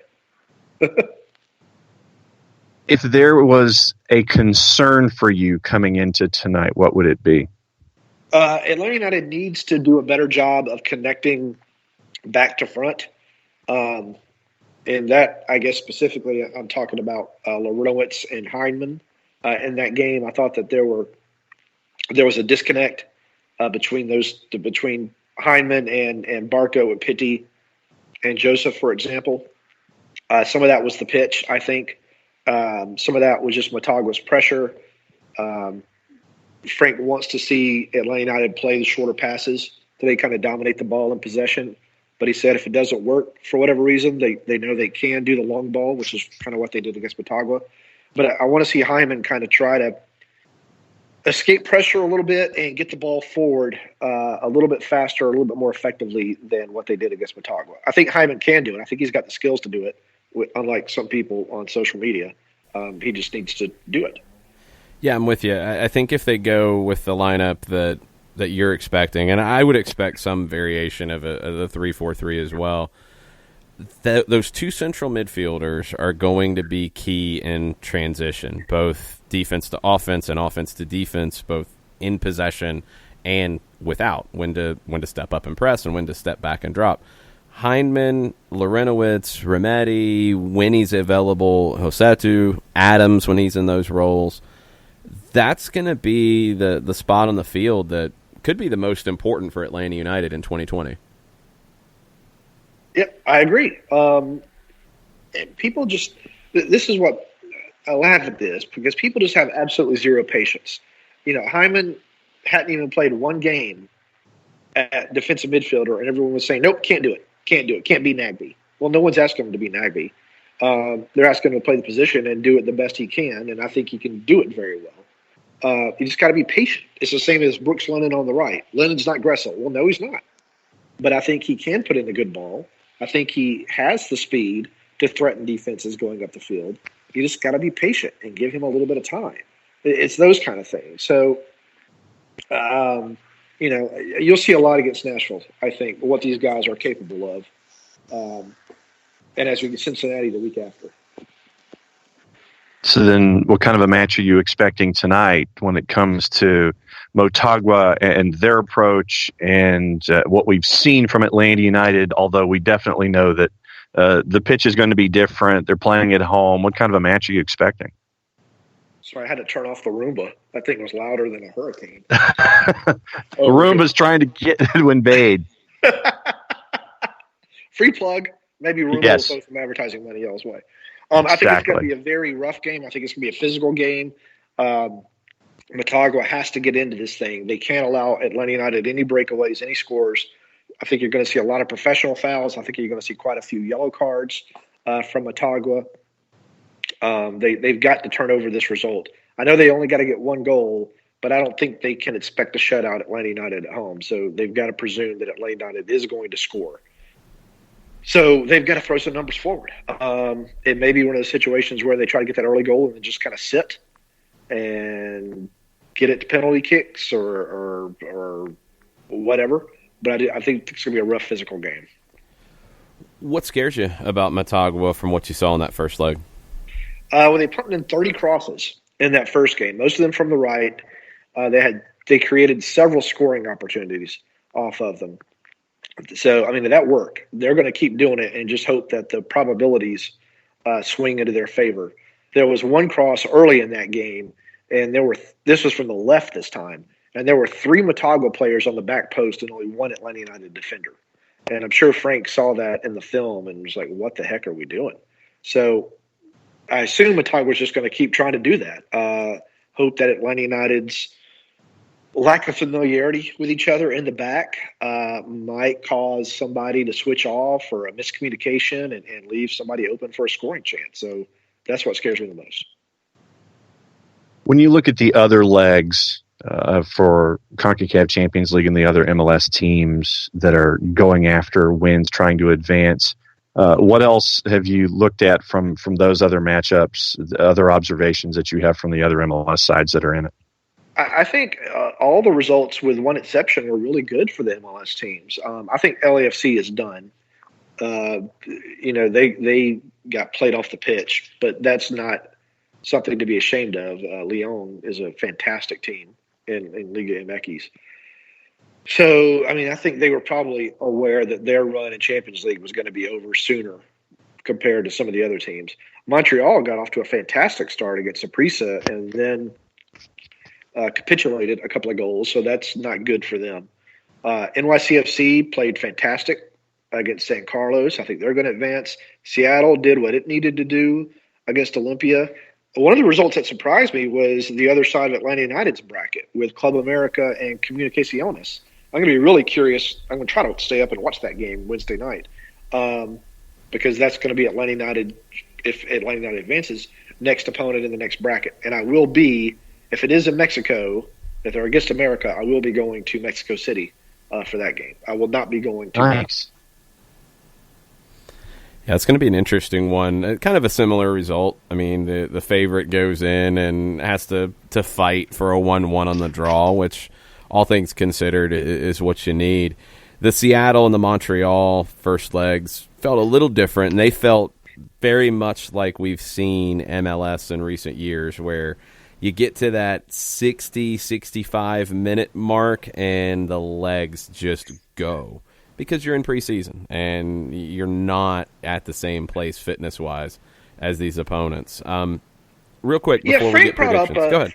Frank brought up a really good point about that, and I think it's something that MLS can fix if they didn't already fix in the CBA. He said in Europe, typically teams get 6 weeks of preseason before their opening tournament. In MLS, you get like 4.5. Yeah. And now that they've shortened the season to end in early November, it seems like they could bring back the beginning of the season, particularly for the Champions League teams, even more by another week or so to let them get 5 more days of conditioning. And then maybe those issues around the 62nd, 63rd minute will be slightly mitigated against these teams that have already played, for example, Motagua's case, 8 league games before they'd faced Atlanta United? Yeah. Something like that. So I'm going to be curious if there's a change for the 2021 in which the Champions League participants get to start training camp a week earlier, even more than the 5 days they got this year. Yeah, I think it should back up by a week. So basically, non-Champions League teams should start when Champions League teams started this time. Champions League teams should start a week earlier than that. And I think that would be suitable for a preseason. And, yeah, you're right. With everything backing up with the end of the season, you should be able to squeeze that in. I thought Atlanta actually handled it maybe better than anybody else out of the MLS teams. I didn't think Atlanta looked like they were dragging at the end of that game like the other MLS teams did. Yeah, I agree with that. You didn't see too many tired legs. I think Frank was smart with his substitutions. Yeah. Maybe he learned a little bit from the Monterrey game last year about making the subs slightly earlier. Excuse me. To try to avoid that kind of issue. And, I think Atlanta United did a lot of smart planning, a lot of lessons learned from last year to apply to this year about conditioning and fitness and things like that. The trip to Mexico, for example, to kind of get the travel legs and the travel routines already in the players' heads at least once before they went to Honduras. I think some of us were kind of wondering, this is a little bizarre, but if they advance, it will have paid off. Yeah, I think that Mexico trip is going to end up being really important for this team when we look back at things. I think it just prepared them for that match more so than any of the other teams that didn't take on a match like that. Let's get to predictions. The Bailey Daily Cup is underway. The Copa Especial, which is all the special cup competitions like CONCACAF Open Cup, is underway. I think everybody except for myself and Josh got maximum points in the first time around. Now, there were a few who didn't get the result correct. I had the result correct, but I had a 2-2 draw, not a 1-1 draw. So somehow that punished me. And people who picked a 2-1 Atlanta win got a better score total than I did. I don't know. Modified stable for it's an interesting system, That Josh does not Bailey. make any sense. I don't get it, but I'm going to play along. I got the result right, so I'm happy with that. That's what I'm always shooting for. So, on the board this morning, we got Jess's prediction of 2-1 for Atlanta. Or 3-1, sorry. She had a 3-1. Jarrett and Kelly both went 2-1 Atlanta. Nick goes 3-2 Atlanta. And he says that it's going to be kind of a wild one with Motagua getting 2 goals, but ultimately falling apart at the end. John, what do you think? Let's see. Well, first and foremost, Doug, is this the Velvet Driving Slipper Lock of the Week for you, or are you saving that for regular season? What you're going to say? Oh no! Every week is a black velvet driving slipper lock of the week. You might take that back, depending on your prediction. Yep. But regardless of result, I think that you have to have that presentation there. It's like, it's the lock of the week. It's the confidence that's involved, and it just happens to be velvet driving slippers that are there. I'm going to go 3-1 Atlanta United. I think it's going to be 2-0. I think to get a goal late first half. I think they get a goal early second half.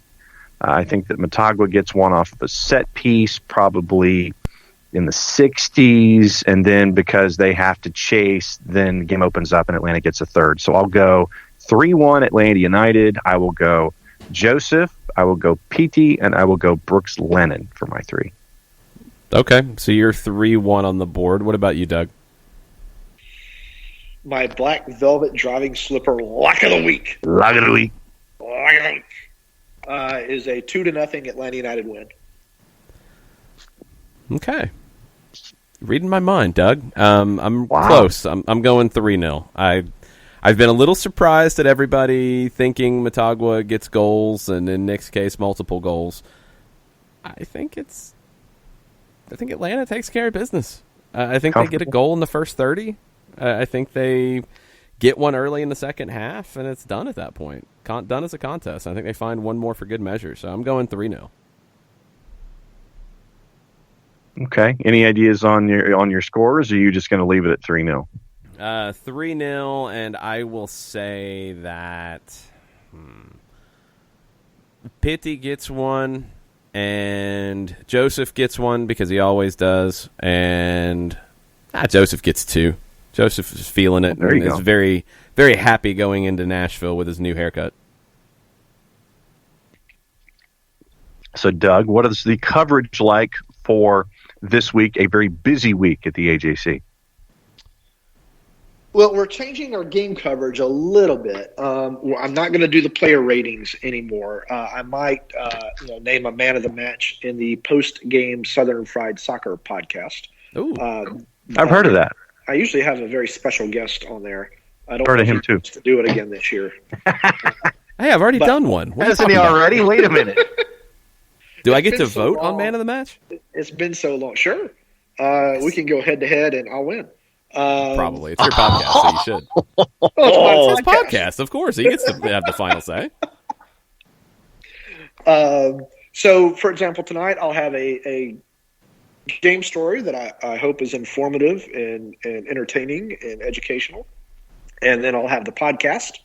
And then I'll have kind of follows the next day on whatever happened to strike me as being important or newsworthy.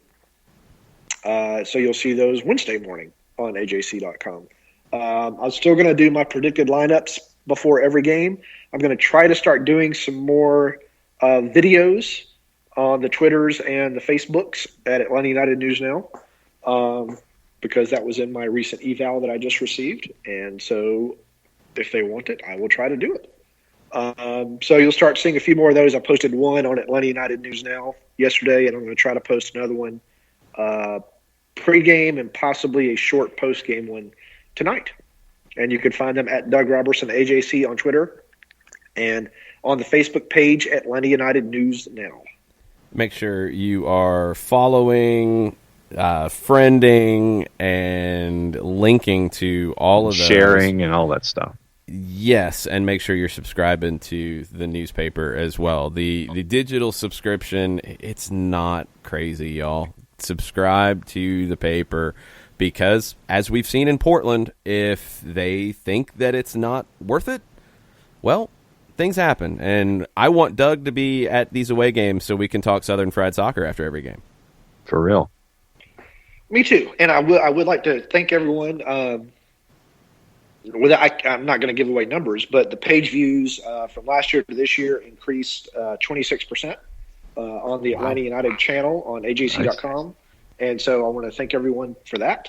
And let's try to get another 26% growth this year from that last year. And I really appreciate it. That's outstanding. And when you cover this in a professional, intense way like you do and like the AJC allows you to do so, that's why you get those kind of numbers. If you do it halfway, well, numbers will show that too. So, Doug, thank you, and thank your bosses for committing to cover this the right way. All right, guys. Thank y'all. We'll see you good. See you tonight. Bye-bye. Make sure you're following him, Doug Robertson, AJC on Twitter, Atlanta United News Now on Facebook. I think we have a couple more questions on the Twitters before we need to go, John. Yep, plus predictions. Shiva going with a 2-1 win for Atlanta. Goals from Joseph and Heineman. And without Miles in the back, I just don't know if we can keep them off the board. I have confidence. Unite Chop Rise with a question this morning. He says, with Sacramento, St. Louis, and Charlotte maybe joining the league next year, how do you see the conferences lining up? Does Nashville come back to the East? Do you see a full restructure? What do y'all think? # normal reaction Tuesday. Wait a minute. What was the maybe part? Because I'm Charlotte confused. joining next year. They are joining next year. There's no maybe to that. Sacramento, St. Louis. When's St. Louis joining? St. Louis is 22. Okay. Charlotte and Austin are joining in 21. These things are done. So Charlotte and Austin in 21, Sacramento and St. Louis in 22. I don't know how the conferences line up. I think ultimately Nashville comes back to the East. It might be in 22 when Sacramento and St. Louis come in, because you'll get 2 teams out west. You'll need to go one to the East. I think they'll put Charlotte in the East, Austin in the West. Next year, I think in 22, they'll put Sacramento and St. Louis in the West, and they'll move Nashville to the East. That's my guess. Now, I could also see a full restructure when you get to that point. I could see them go to 3 groups of 10.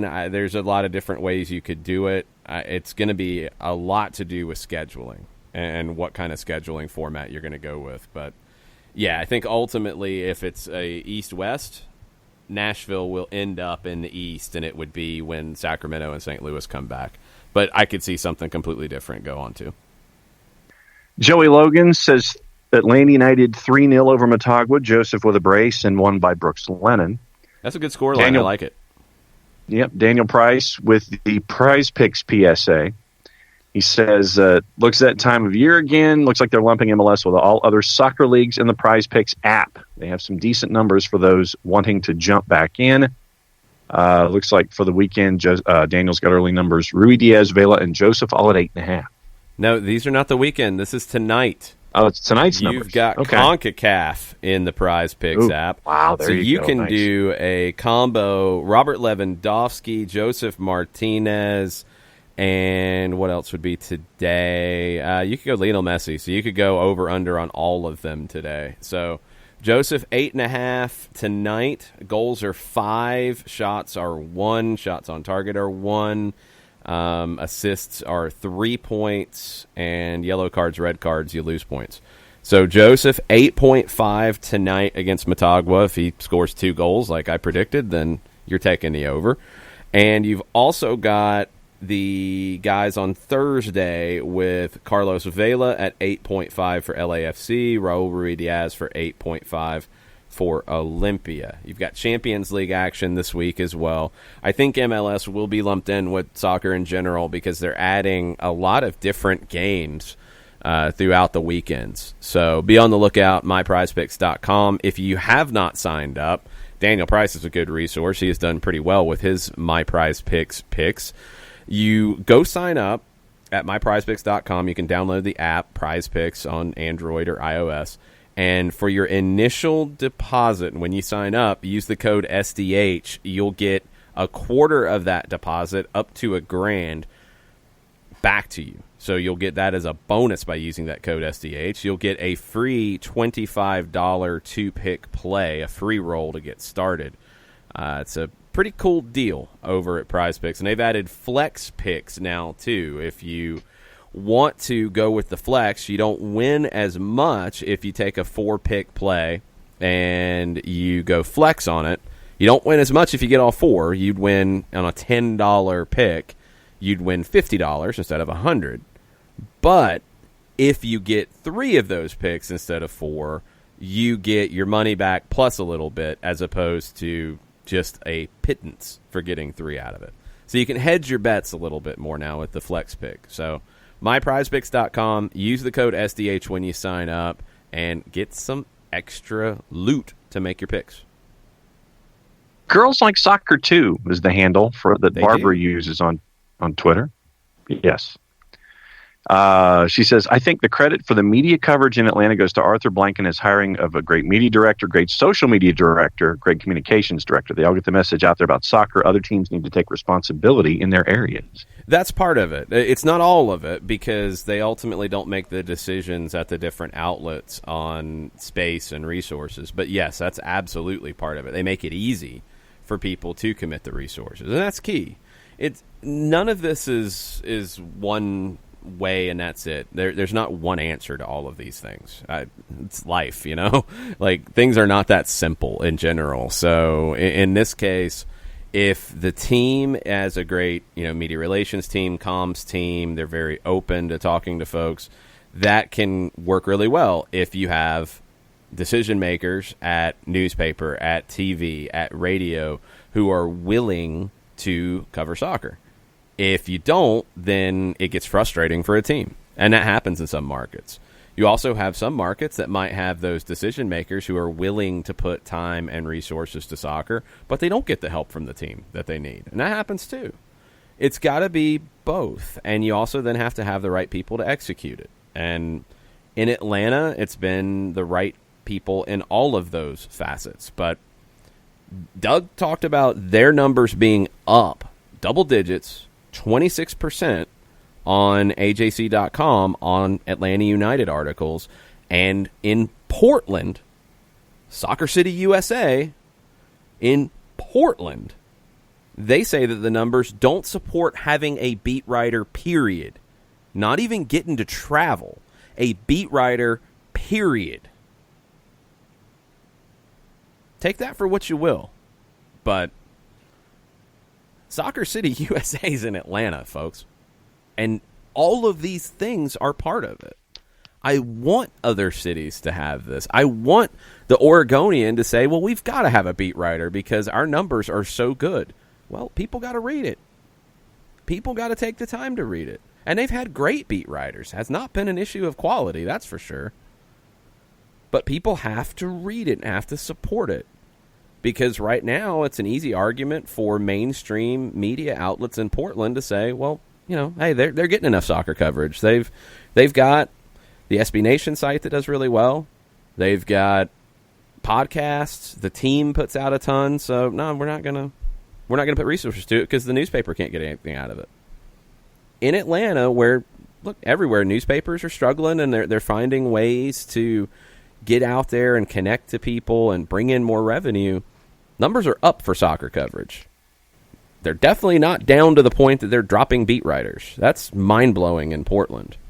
And it just shows you, if you want this coverage, you have to consume it. You have to pay for it, too. I mean, that's a part of it. And it can go away. Portland is not a city you would expect to drop their beat writer from their newspaper. And that's what they're doing. They're not going to have one this year. And they say the numbers back that decision up. In Atlanta, on the other hand, the numbers are showing that they want more coverage because people are consuming it in larger degrees than they did in 2018 when Atlanta United won a championship. 2019, the numbers were up. That's a good sign. And I hope other cities figure that out and commit the right type of coverage and the right level of coverage to it. Because now it's an easy thing to justify when you keep saying, well, the numbers weren't good, so we pulled the beat writer, and now the numbers are even worse. Well, duh. Because you're not having regular coverage. You're not committing to doing it in a professional way. So your numbers are going to go down. And they can point to them and say, that's why we don't have a beat writer. And it's a shame for soccer fans in Portland that don't get this level of coverage that we do in Atlanta. Shiva wants to know if Darren and Carlos will have their regular interviews on 92.9 like last year. To her, it was a huge part of the ratings also. Yeah, I believe so. I know Darren's been on already. I don't know timing, scheduling, and sometimes it does have to change week to week because of things going on. But yes, I've not heard of any changes in that regard just yet.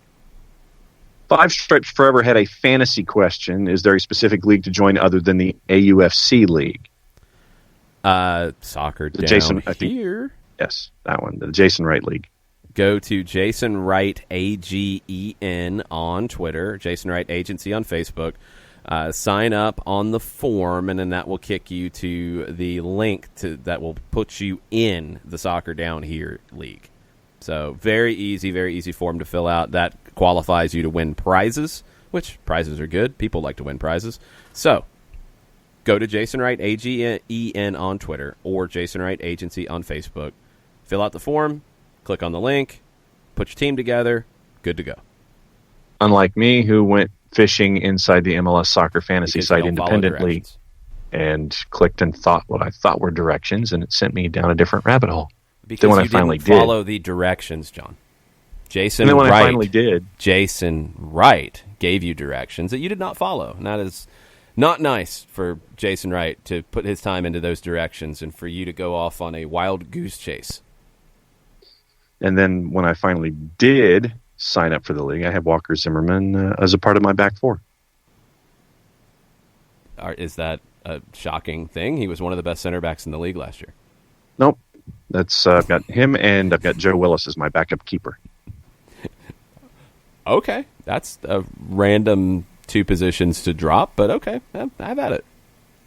Patrick Cox, by the way, I have your golf shirt, Patrick, so the next time I see you, just let me know when you're going to be at an event, and I will bring it. He wants to know if Jiff Nelson is the alter ego of OSG Nelson. I don't know.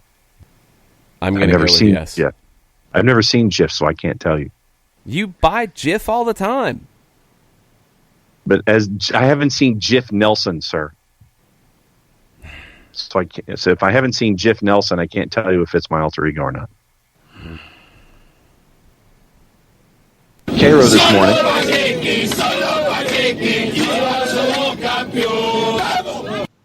Yes, Diego. Yes, on Pancake. What else is new? Cairo this morning. If MLS wants to boost from fantasy and betting interest, it has to be more transparent with teams' injury reports and required game day roster releases. I got burnt too many times by selecting players who'd missed the game with an undisclosed injury or for rest or rotation, or not selecting players who weren't reported to be recovered from an injury. MLS needs to enforce NFL-like injury reporting and release the 18-man rosters 24 hours ahead of kickoff. The non-existent in some markets media coverage isn't providing that. You're never going to get the 18-man roster before kickoff. But I would be okay with what a lot of leagues do, where there's a larger limitation, a larger number that's released, I think 24 hours. 22 or 24, probably 22 is what you'd be shooting for. You're never going to get the 18 24 hours before kickoff, because what if somebody pulls a hamstring in warm-ups? Or what if somebody eats a bad sandwich for lunch and they get sick? So you can't do that. That's too much. That's unrealistic. But a 22-man with basically, your 18 and 4 alternates 24 hours before kick, that'd be fine. I think most teams in Argentina and Mexico, and I don't know if it's a league procedure or not, they release the, what do they call it? I think they call it the concentracion, the list that is basically traveling or that has gathered for the match. And it's either 22 or 24. I think you could do something like that, and that'd be fine. I do agree on the injury stuff for sure. And Cairo wraps it up by saying the non-existent in some markets media coverage isn't providing that information for the public. The league will have to put it out themselves to facilitate gambling. Yep, I agree. I completely agree. All right. Homework assignment. Mm-hmm. Kefsi apparently missed the MLS soccer article on Tata Martino reveals the coach and players that Charlotte should recruit for their roster. And Kefsi says, while a little fanciful, the relationship between Swope Park and NC is not entirely lacking. I'd be shocked if Charlotte doesn't attempt to get Gianluca Busio, but would Vermes leave Sporting Kansas City? # Tuesday Thoughts. No, I think Vermes can do whatever he wants at Sporting Kansas City for as long as he wants. So I think it's kind of a broad statement here. I don't know how much Tata Martino was drilling into, yes, you need to go hire this person, you need to go sign this person, you need to go get this person. I think it was a little bit of like players that in the league are strong and maybe a little more open-ended. because he mentioned 2 coaches that he liked a lot, and Greg Berhalter and Peter Vermes. He mentioned 3 players that he liked that were domestic, in Julian Gressel, Aaron Long, and Brad Gazan. So obviously he worked with Gressel and Gazan. He has coached against Berhalter, and he's played and coached teams that played against Aaron Long, coached against Peter Vermes. So all makes sense. I don't know if it was creating a blueprint for Charlotte MLS to do it. Busio would be interesting. I don't think Kansas City would give him up to a team in MLS. I think Busio long-term is going to head to Europe, and probably in the next couple of years. So I think they would rather get that transfer money in than have him go to Charlotte. So I think they keep Busio, and I don't think Vermes goes anywhere. I think Vermes is at Kansas City as long as he wants to be. Potentially, depending on what happens with Berhalter long-term, I still think Vermes would be a great choice for the U.S. men's national team if the opportunity ever presents itself. The Colonel is in this morning, Morning Colonel. He says he really liked what @AdamJohn14 did in his brief Leg 1 appearance. How can we adjust the 11 to get him on the pitch with Joseph? 2 up top, make him a mid? Both question marks. #Unite and Conquer. #Somos Atlanta. Not in the mid. He's not a midfielder. You could go 2 up top, but then you're going to sacrifice somebody else in the attack. I think when you get them on, and I like Adam John. I like what he brings to the table. It's something different, but I think he is a change of pace, not a starter game in, game out. So late in matches where things get direct, I think you'll see him and Joseph together at times in that. I think you'll see against certain opponents, he will get more time coming in. Joseph can move around in this shape a little bit too. We did see Frank de Boer at times last year, and I mean, if you want to call it a midfielder, I guess in positioning you could. I thought it was just last year he'd play Brandon Vasquez underneath Joseph, which was a little different. Normally you see the bigger number 9 up front and then a player like Joseph underneath. But if you're looking to play direct, you could drop John into that secondary forward role and try to play to his head, essentially, and have him flick it on, chest it down, bring others into the play. So it's a forward role. I wouldn't call him a midfielder. And I just don't think he's going to be a regular starter. I think it's going to be the Pitti, Joseph, Barco trio up top, and when situations call for it, John either replacing one of them or coming in addition to those 3 as a second forward with Joseph. I don't see a scenario where John starts 20 games. NWSL teams are unveiling their full 24-game schedules this morning, and their releases are coming out team by team. North Carolina Courage begin their campaign hosting Chicago Red Stars at Wake Med Saturday, April the 18th, in a rematch of the 2019 NWSL Championship. They hit the road the following week, going to see the Houston Dash Saturday, April 25th at 8:30 Eastern Time. Any other news and notes before we go? Yeah, you mentioned the women's game. We will get into the U.S. women's national team lawsuit and things that came out late last week, some of the depositions, some of the information that has come out on this. We'll get into it later in the week, probably on Thursday. It's a mess, and U.S. Soccer is not handling the situation well at all.